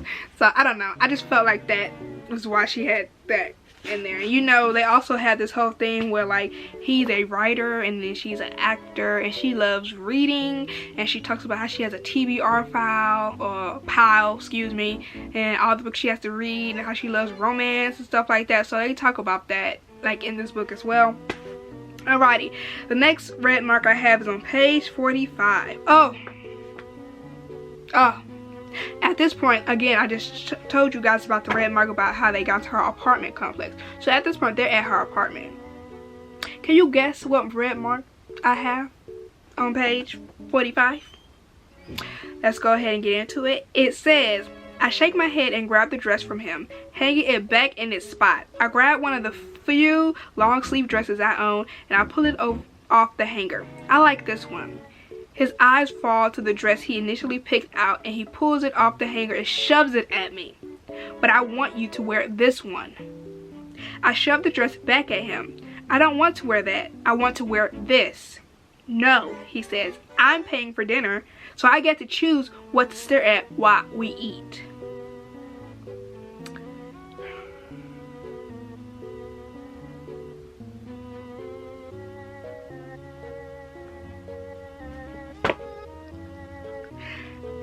How is this supposed to be romantic? Like, how is this supposed to be a romance? I'm asking for myself. He think is he paying? He gonna dictate what you wear. And this is supposed to be romance to y'all? Be me? Couldn't be me. That's all I got to say. Okay. Now, on the very next page, page 46, I have another red tab. It says, Ben's jaw tenses and he looks away from me, down at the dress in his hands. Okay, he says simply, dropping the dress to the floor. Finally, but it's your own fault people feel uncomfortable looking at you. Okay, now let me do a little devil's advocate situation right here. I understand what he was trying to say at this part. He's trying to basically say, you get what you give. If you put out energy in the world of you being so insecure and people like, oh, you're so ugly, people don't even look at you, then people are going to have that type of reaction. They're going to say you're ugly, they're going to think you're ugly and not want to look at you. Right? I get what he was trying to go with it, but that's not how you go with you don't go it like that, okay? You don't say it like that. And it's just like, again, y'all only known each other for how many minutes? Like, sir, huh? Like, who says that to somebody you just know for a couple of minutes? The math doesn't math. Honestly, I can't. Okay, so that's the first tab. Okay. Now I have another tab. This is on page 49. It says, my stomach clenches when his hands meet the top of my jeans. This is going too far. Too far, too far, too far. But all I can do is suck in a wild breath as and let his fingers pop open the buttons of my jeans, because as much as I wish he would stop, I get the feeling he's not undressing me for pleasure. I'm not sure what he's doing, but I'm too immobile to ask. That was a red mark for me, just because it was like, I mean, obviously he is not aware that she wants him to stop because she ain't saying nothing, but it's just like, as the reader, as us reading it, it's like it's getting a little uncomfortable. You're obviously uncomfortable, honey. Kick him in the nuts and move on, call it a day. But it wasn't giving romance in the way I would like to read romance, if I'm being honest. Okay, now we have the next tab, page 51. It says, I can't believe he's just undressed me to prove a point. I can't believe I allowed it. Now I know exactly what Ben meant when he said he finds it difficult to control his indignation in the presence of absurdity. He thinks my insecurities are absurd, and he took it upon himself to prove that to me. That's not his place. That's not his place. To try to prove your insecurities as absurd, that's not his place. And the fact that she's like, she's having this epiphany, like, oh my God, this is why he did it. To prove that my insecurity is stupid. Like, she is such a pick-me. I'm sorry. She is a whole insecure pick-me. I cannot deal. I cannot deal. I wanted to wait till the end to say it, but baby, I can't say it because I can't wait. I mean, like, she is a whole insecure pick-me. Jesus, give me something. Give me anything, because I can't. Oh my God. A hot freaking mess. Okay. Now, page 52. Literally the next page. Have another tab. It then goes, he says, I want you to wear your hair up tonight. Don't push your luck. He laughs. Why the hell does luck exist if I'm not supposed to push it? It's the whole idea of saying, okay, wear this dress. And then, oh yeah, wear your hair up. It's just like, you're doing the most. You're doing the most. It's a no for me. Okay. Alrighty, next tab, page 55. It says, that she is, Fallon says, and you're here an hour early. 55 minutes. Same thing, it's not. Okay, this is not really like a bad thing at all, but it's just something like I tab because of personal reasons. I tab that because I'm like more like on Ben. I'm like more relatable to Ben in that sense, in that way, where like if you ask somebody for the time and they's like, oh, it's close to this, but you're like, no, it's like this exact time. That's how me and my mom is. I'll tell her like, what time is it? She'll be like, it's 8 o'clock.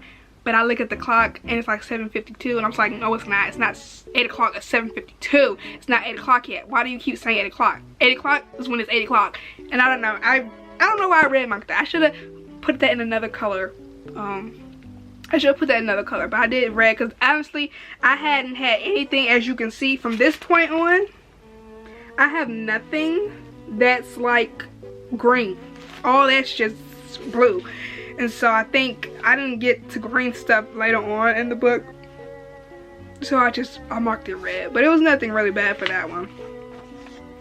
Alrighty. Okay, here's another thing. This is another mark. It's on page 56. It says, I did notice when I walked in, I did notice when I walked in that she still had on the dress though. I was hoping she wouldn't change her mind and pack it before I had a chance to intervene. This is what it's like. How you gonna intervene in what somebody else wanna wear? That's what's pissing me off about it. It's still this whole dress combo. Like, sir, if she don't wanna wear it, she ain't gotta wear it. It's like, no. And then I have another mark on that same page where it says, my eyes fall to the dress first. I have to give myself props for picking that one out.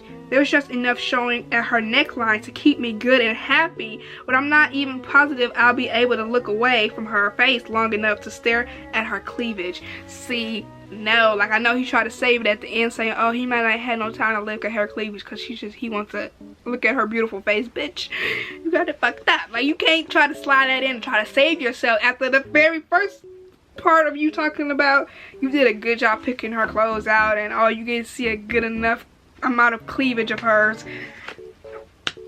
This is not romantic. This is not romantic. This is not a romance book. It's not romantic. I'm sorry, period. Next tally I have on page 57. I barely know you, so I'm not about to argue with you over your level of intelligence because you could very well be as dumb as a rock, but at least you're pretty.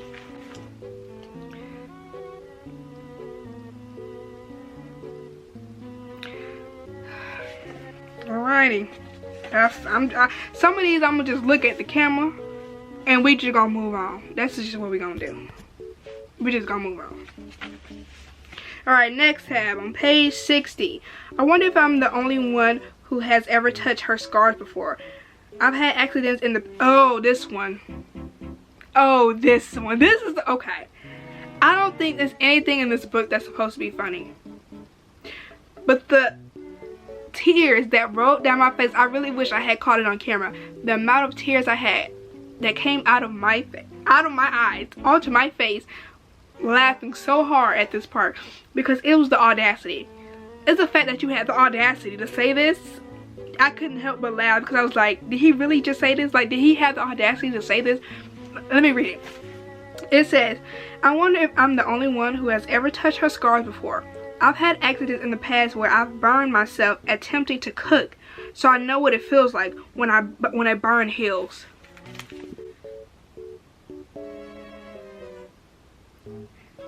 I'm just... Did he really compare himself cooking, getting burned, getting popped in the head by some grease?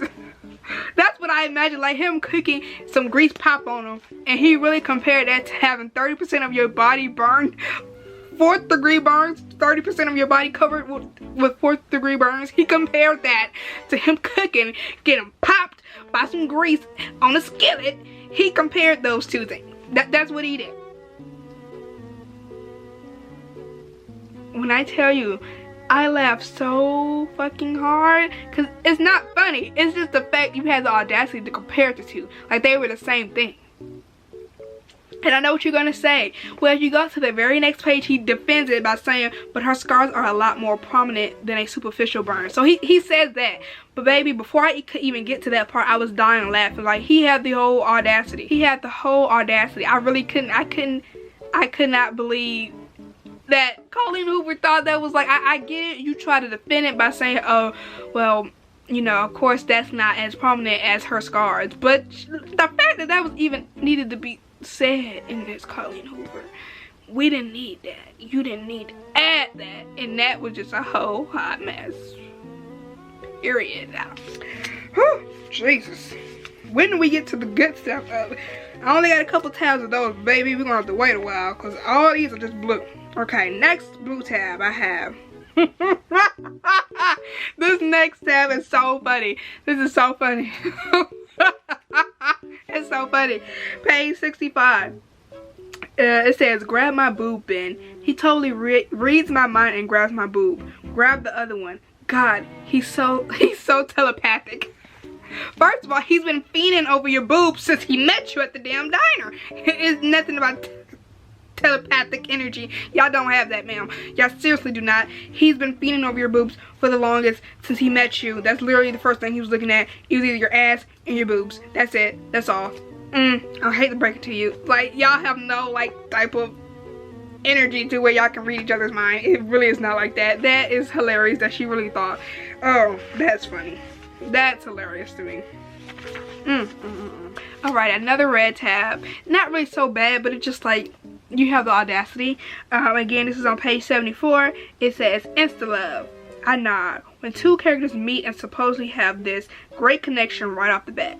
And basically she's talking about how she doesn't like insta-love or cliffhangers. Her types of books, tropes she doesn't like. Because you guys know she loves books and he is a writer and she's an actress and she loves books and, you know, blah blah blah. So I just thought that was the audacity for you to say that, because this is literally what y'all are. Y'all aren't even a freaking insta-love. This ain't even love. This is insta-lust. Period. But yeah, that's pretty much what it is. Then I have another mark on page 75. It says, you said earlier that I was the first guy you've brought back to your apartment. That's not enough experience for a girl your age, especially if I'm basing a romance novel on us. That ticked me off.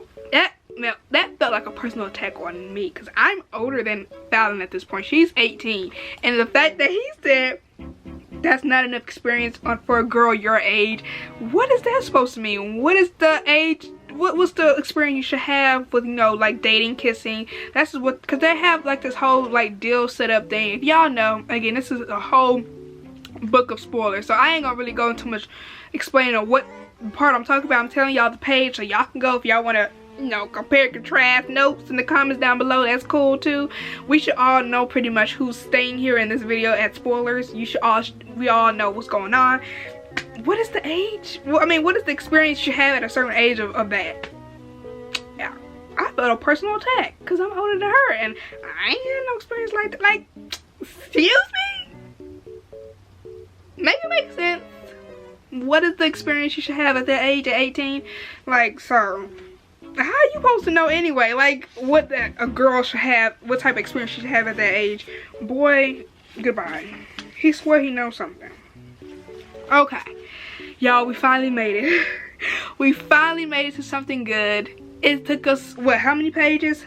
77 pages in the book to get something that was good, that I actually enjoyed, and that I marked green.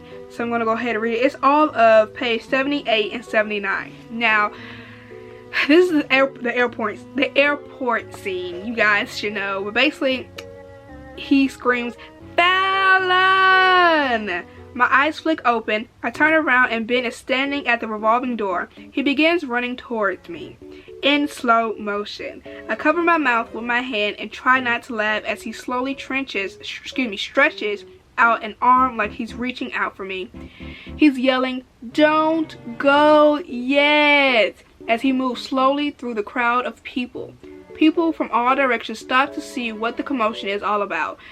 I want to dig myself a hole and hide, but I'm laughing too hard to care about how embarrassing this is. What in the world is he doing?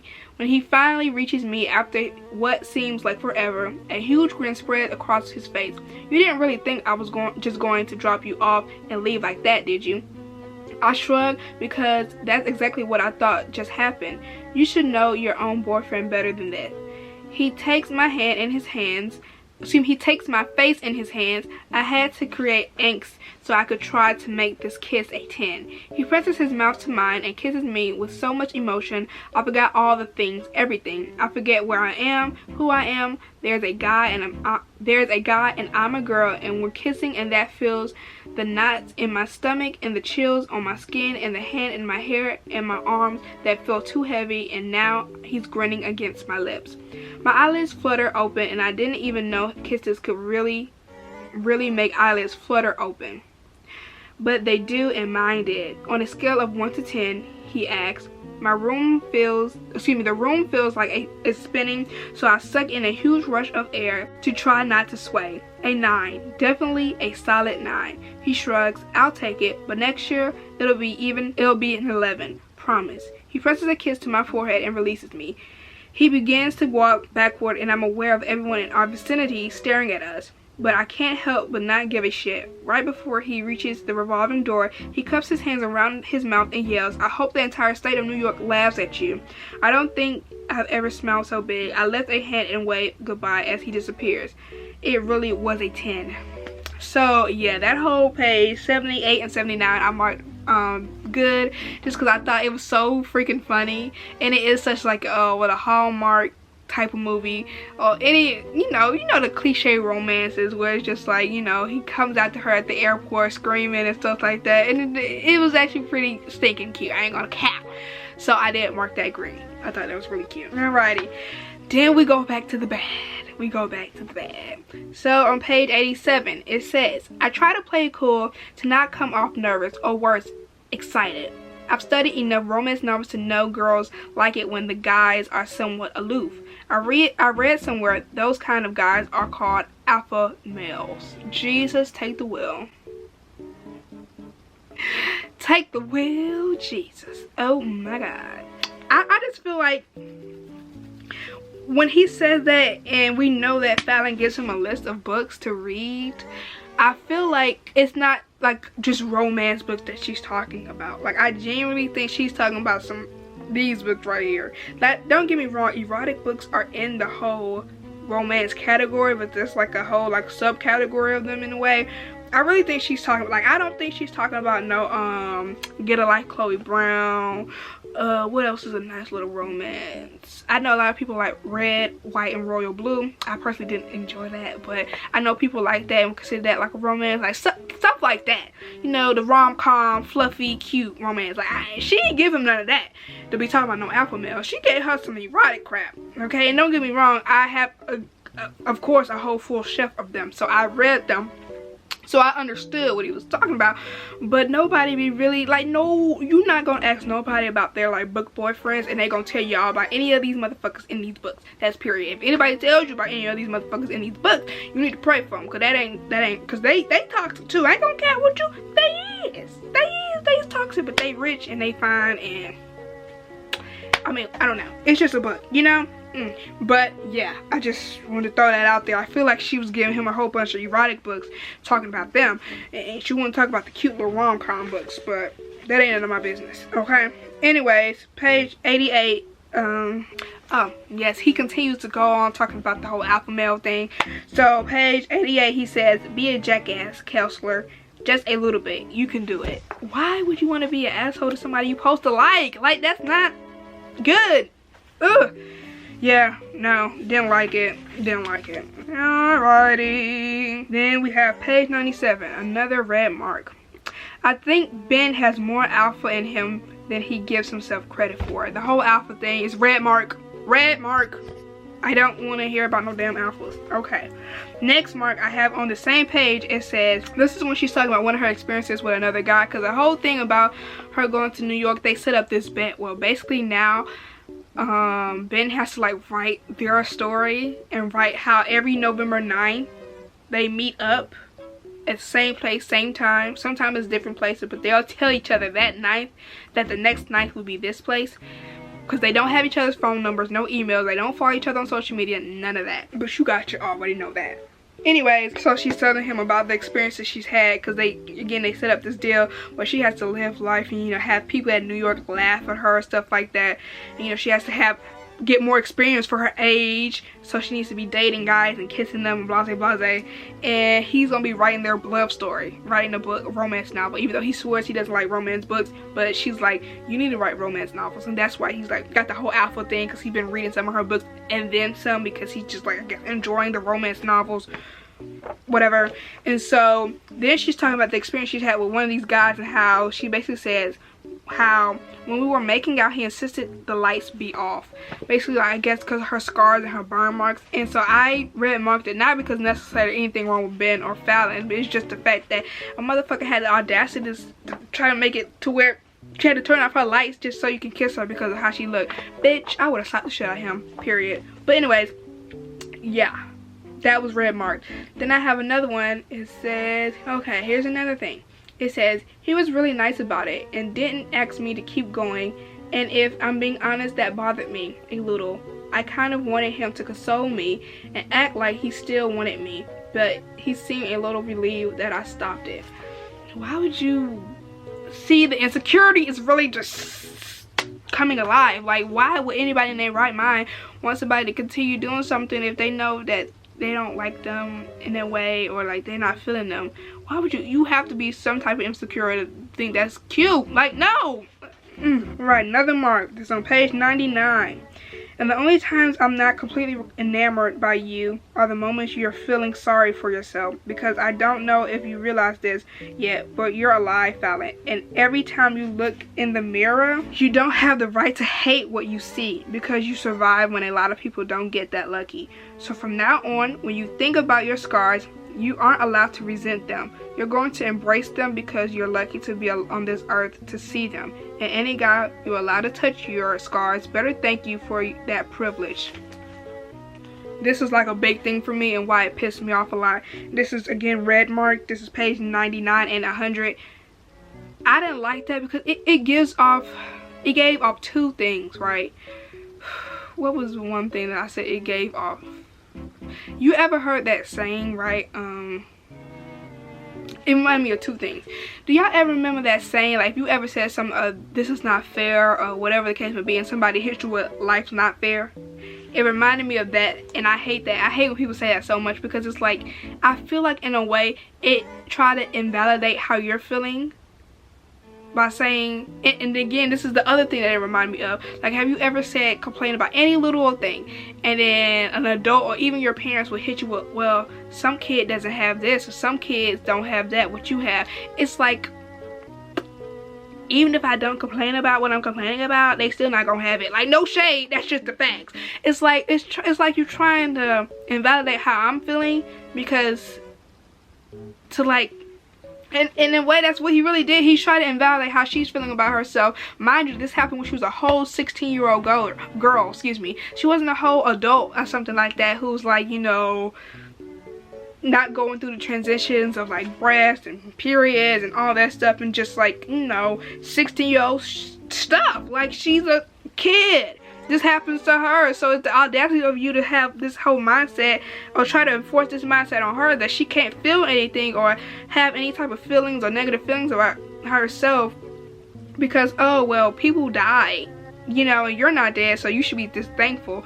It's like, okay, and even if she was thankful, them people who dead ain't gonna come back alive. Like, it's huh? That has nothing to do with me. It has nothing to do with her. And the way he said it just pissed me off to the utmost. Like, how do you have the audacity to tell somebody, oh, well, you're not dead? Oh, you know what it also might be? You know that saying when you say something, people are like, but did you die though? It's kind of like, but in this case, like, she not only got burn marks, but something also happened to her breast as well. So I think she had an accident where, like, I mean, of course, all boobs are not all the same size, but hers is like significantly different in sizes because of the accident as well. So you got that going on for her as well. Like, that's something that could make you really pretty insecure. Like, just this whole idea of, oh, well, you didn't die, so you don't have the right to feel bad about yourself. Like, it's a way to motivate a friend or a person to feel better about themselves, but not in that way. Like, it was not good. It was giving very much, I want to let low-key punch him in his fucking shit. Like, no, that was a whole red mark for me. Don't like it. Then another page, on the same page 100, she said, did she say this or did he say that? I don't know, but it says, I'm so pissed that he felt he has the right to even talk to me that way, but the fact that he just talked to me that way made my heart wish it had lips so it could kiss him. And I'm pissed off at myself for being so self-centered these last few years. Sure, the fire sucked. Yes, I wish it never happened, but it did, and I can't change it, so I need to get over it. That is so hick me insecure mentality. The fact that this guy can say that to you and you're like, oh my god, you're so right. I need to get over it. Like, I was 16 and like I got 30% of my body burned in 4th degree burns, and like my breast kind of had an accident in this situation as well, but you know, who cares? Like, I need to get over it. Who cares? Like, huh? Who really says that? Like, who really sit up here and say that? Y'all, honestly, I don't even want to keep going through the tabs. I just want to rant about the things that really just peed me off. I already talked about 2 big things, but let's just talk about, at this point, I'm fast forwarding. Fast forward to the part of when we find out, when Fallon finds out that Ben is the reason for her whole fire thing happening, for the house burning down. And, well, did it burn down? I don't know. But her being basically caught on fire and stuff like that. He is the reason. First of all, she finds out because she goes looking in the whole... Oh, I'm skipping a little bit. Can we talk about Jordan? Him and Jordan? Not you dealing with your whole dead brother's widowed wife. Like, who in the...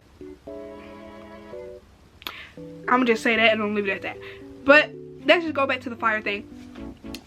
When she finds out about the fire, she doesn't find out from him. First of all, she ends up going into the closet. I think she's trying to find a shirt, and then she ends up seeing like the manuscript of the book that he's supposed to be writing for all the November 9th they've been meeting up. She ends up reading it, and she goes to the chapter where she's trying to figure out why Kyle, which is Ben's older brother, he's the middle brother, I believe it's Ian, Kyle, and then Ben. She's trying to figure out why Kyle punched Ben in the face. So she goes to that part reading it, and she reads the line on when he says that he's responsible for the fire. Oh my god, focus. Jesus, this camera sucks. Focus on me. I'm telling y'all, I'm getting a new camera. I'm a spoiler, I don't care. I'm getting a new camera. Come February, sometime in February, I'm getting a new camera. Fuck this, I ain't got time. This camera's doing too fucking much. But, yeah. Just want to throw that in there. But anyways, like, she finds out from the book. Mind you, he didn't tell her. She found out from the book, reading it, that he was responsible for the fire. And at first she didn't believe it. I was like, girl. She thought he was just making some shit up to make the story more interesting for people to want to read it, whatever the case may be. Blase. And then she keeps going on to, what did she get to? No, she kept on reading a little bit of it, but by that time Ben had got up. He came downstairs, and then they have this whole, she asks him like, is this true? And he doesn't say anything. And that's when she kind of like realized like, wow, this is true.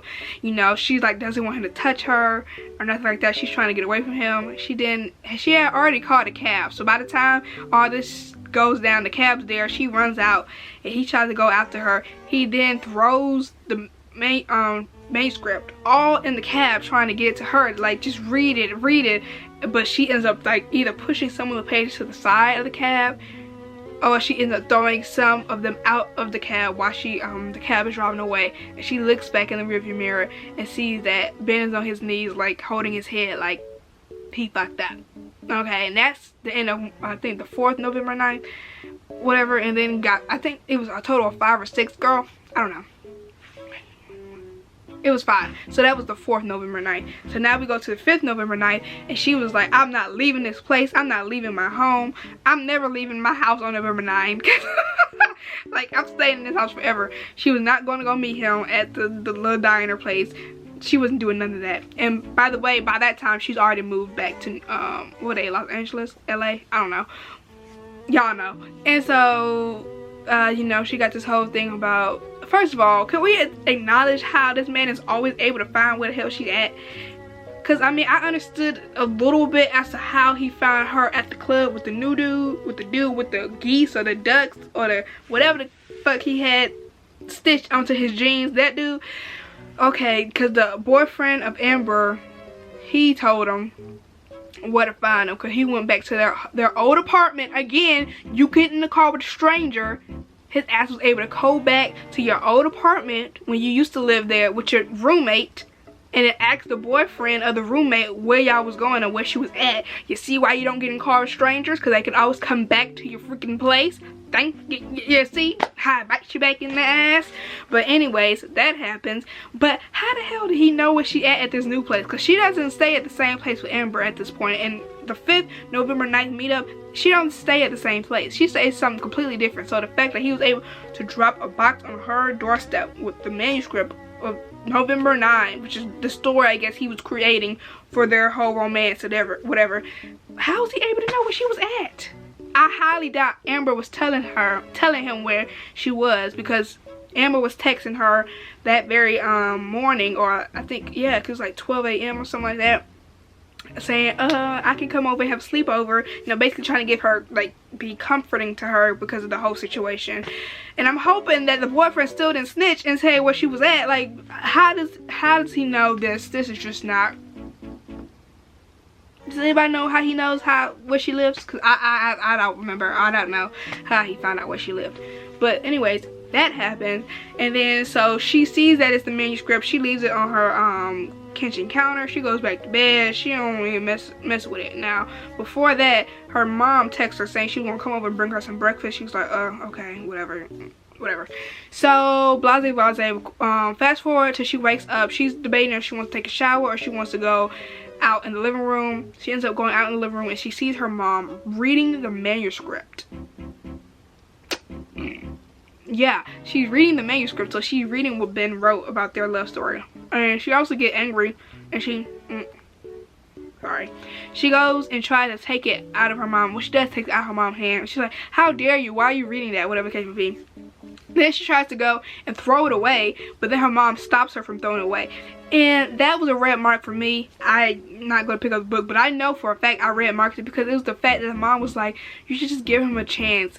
Okay, not everybody has like physical scars, and you should like give his scars a chance. Like some shit like that. Bitch, y'all all got me fucked up. Like I wish my mom would say some shit like that to me. You got it all fucked up, okay? Ma'am, you shouldn't even be reading this. You shouldn't even be here. Bye. But anyway, she leaves, and then she ends up deciding to give it a chance to read the manuscript. Blah, blah, blah. So basically it goes into how like Ben pretty much burned down the whole place.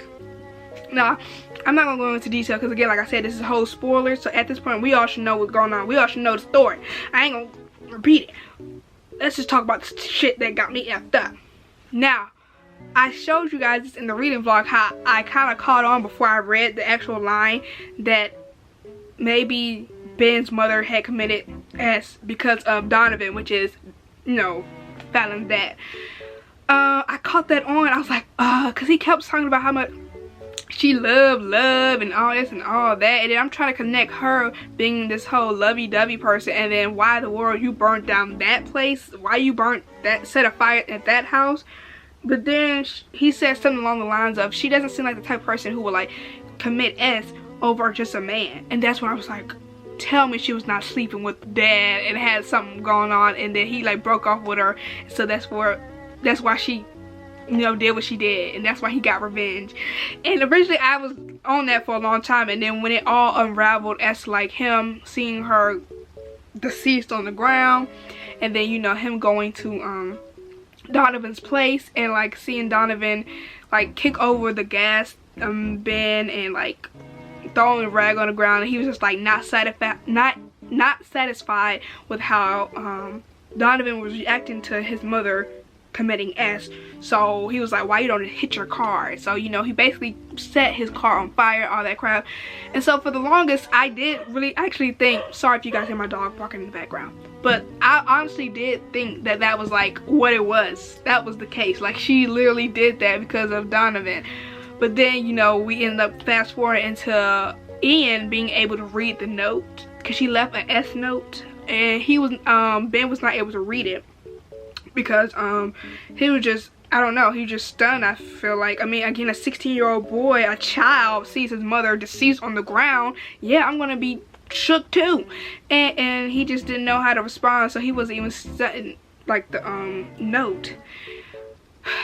And so then he finally is able to read the note because Ian gives him like a printed copy of it, because the police printed a copy of it, or whatever the case may be. And so he read it, and he felt bad because he ends up finding out that, you know, his mom actually had cancer, and that's why she did what she did. But this is what kind of teed me off of why I didn't really like that situation. Because my thing is, okay, you didn't want to put your family in debt. Y'all still had a mortgage, okay? So you felt it was best to just take yourself away from the situation and to save them the financial burden, or just like the emotional burden of having to take care of you dealing with this, especially when you, was it cancer? It was some type of cancer, I feel like. And it was already at the highest stages, so it was like no way of her like fighting that, I guess. So I understand that, but what I don't understand is you purposely knowing that your 16-year-old son would be the one to find your dead body. Why would you allow that? Like, Mother of the Year award goes to you, ma'am, here you go. Like, who really does that on some real shit? Like, who really, like, she says it in the letter too, like, Ben, I know you're gonna be the one to find me. Why would you want that? Why would you want your 16-year-old son, why would you want any of your kids to find you, but let alone the youngest one of them all, the baby of them all, to find you dead like that? Like, why would you do that? Like, if you wanted to go out that way, you could have at least like called the police first before you did it, because what I'm assuming that she did that before he even was at the house, because there's no way you could not be sleeping that hard and not hear a gun go off. So I'm assuming that she offed herself before he came home, and then he probably just went home, went to sleep, woke up, tried to see where his mom was, and then found her like that. That's what I'm thinking. So if that's how it went, you could have easily called the police, say, it's a dead body here, or some crap like that, said something to where they came to your address, then did what you had to do, then they would have came in and found you.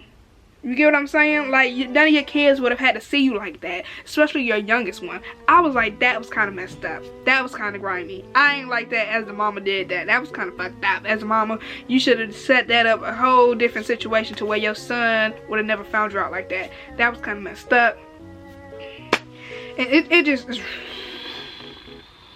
And then, you know, we get the point of view of how he found Fallon, and like how he had, you know, he went to the house, he felt bad for what happened, and then how, you know, Kyle was like, don't ever, you know, wash your clothes, don't ever look them up, follow them, try to talk about them ever again, whatever the case may be, blase blase.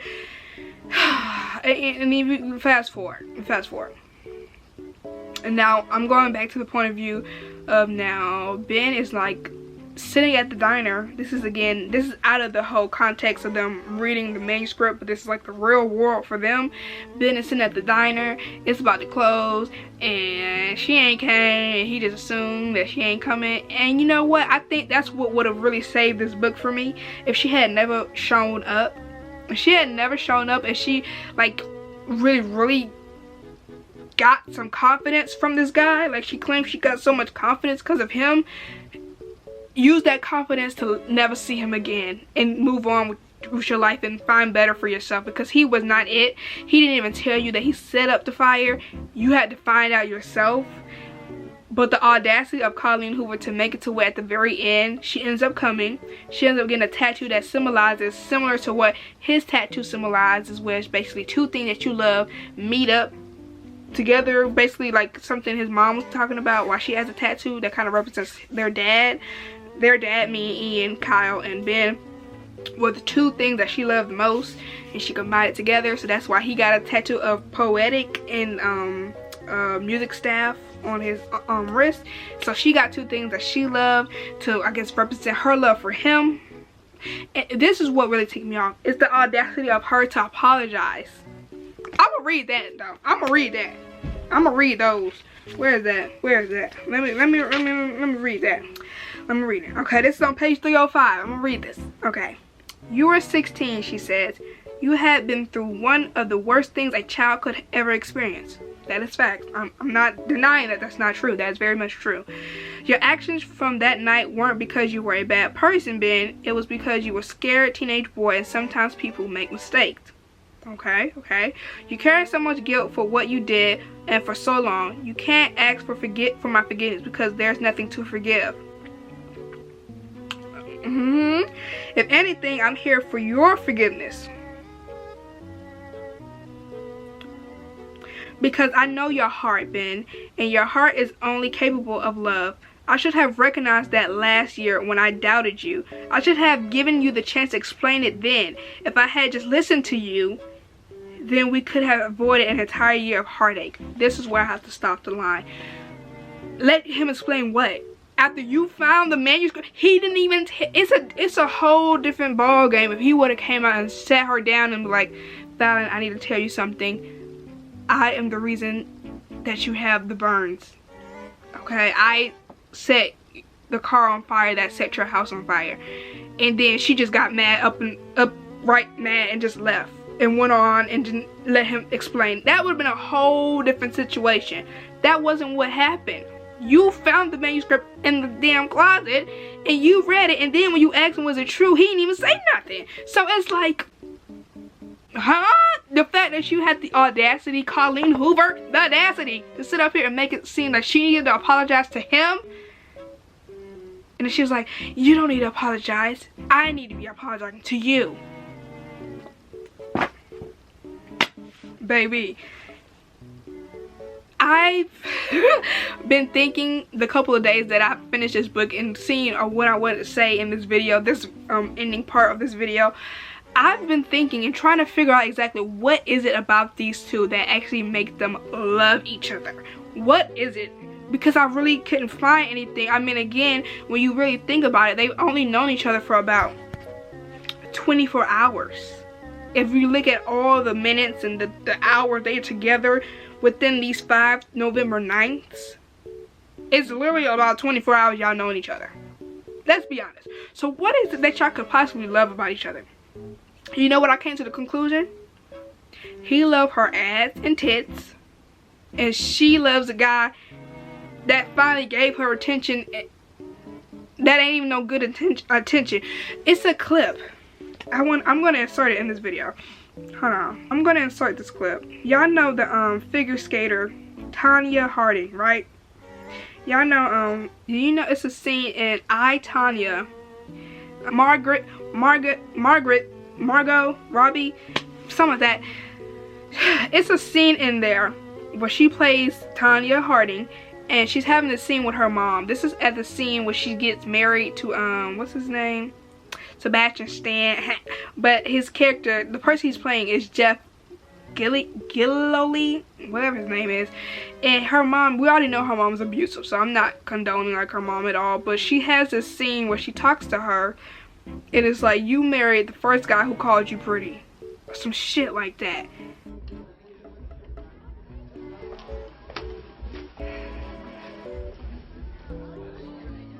I don't know what to tell you. Marrying the first idiot who says you're pretty. You fuck dumb. You don't marry dumb. Like, you let the first, like, you allowed yourself to marry the first guy, met the first guy, or marry the first guy that just gave you some type of attention. And that is literally falling to the T. You fall in love with a man, you know, for 24 hours. Like, really, like, you allowed yourself out there again, because you haven't been dealing with nobody since the accident happened, and that was 16, so you're at 18. The first guy you acknowledge it that gives you some attention, which has been at age 18, you fall in love with him, even though he's toxic. He is. There's no like type of love between the two. It really is no love. I'm being dead ass. There's no love with them. It is simply him just wanting some tits and ass, and her being very insecure and just needing some type of affection. So the first person that shows it to her, she with him. That's pretty much what it is. And it's no love. And the fact that this is a romance book, because of that, I've got my overall rating, because I was entertained. It did keep me entertained. I kept in it. I didn't feel like DNFing it at all. And this is again another popular book, because I DNF love Hypothesis, but I didn't DNF this. It kept me entertained. It did. It truly did. But since it is a romance book, and I just felt like the romance was trash, he was toxic. I did not like Ben. I did not like Fallon. I don't like either one of them. I'm gonna be nice, and I'm gonna give it a 2-star. That's nice. I'm giving it a 2-star. That's my overall rating of Colleen Hoover, November 9, 2 stars. And I gotta hurry up and wrap this up because my battery's dying. But yeah, that's it, y'all. That's my remaining remarks of this book. It's 2 stars, Colleen Hoover, November 9. I mean, is it entertaining? Hell yeah. Was it a hot fucking mess? Hell yeah. It was a time. I had a time. What a time to be alive. But yeah, y'all, that's my overall review of this book. Hope you guys enjoyed this video. If you want some more, I mean, you will get more, because this is again just the first part. I'll be reading Ugly Love, and then I will be reading It Ends With Us. So those will be 2 separate parts. So yeah, if you are excited for those other 2 videos, give this video a big thumbs up, hit that subscribe button, and I will see you guys in my next one. Bye.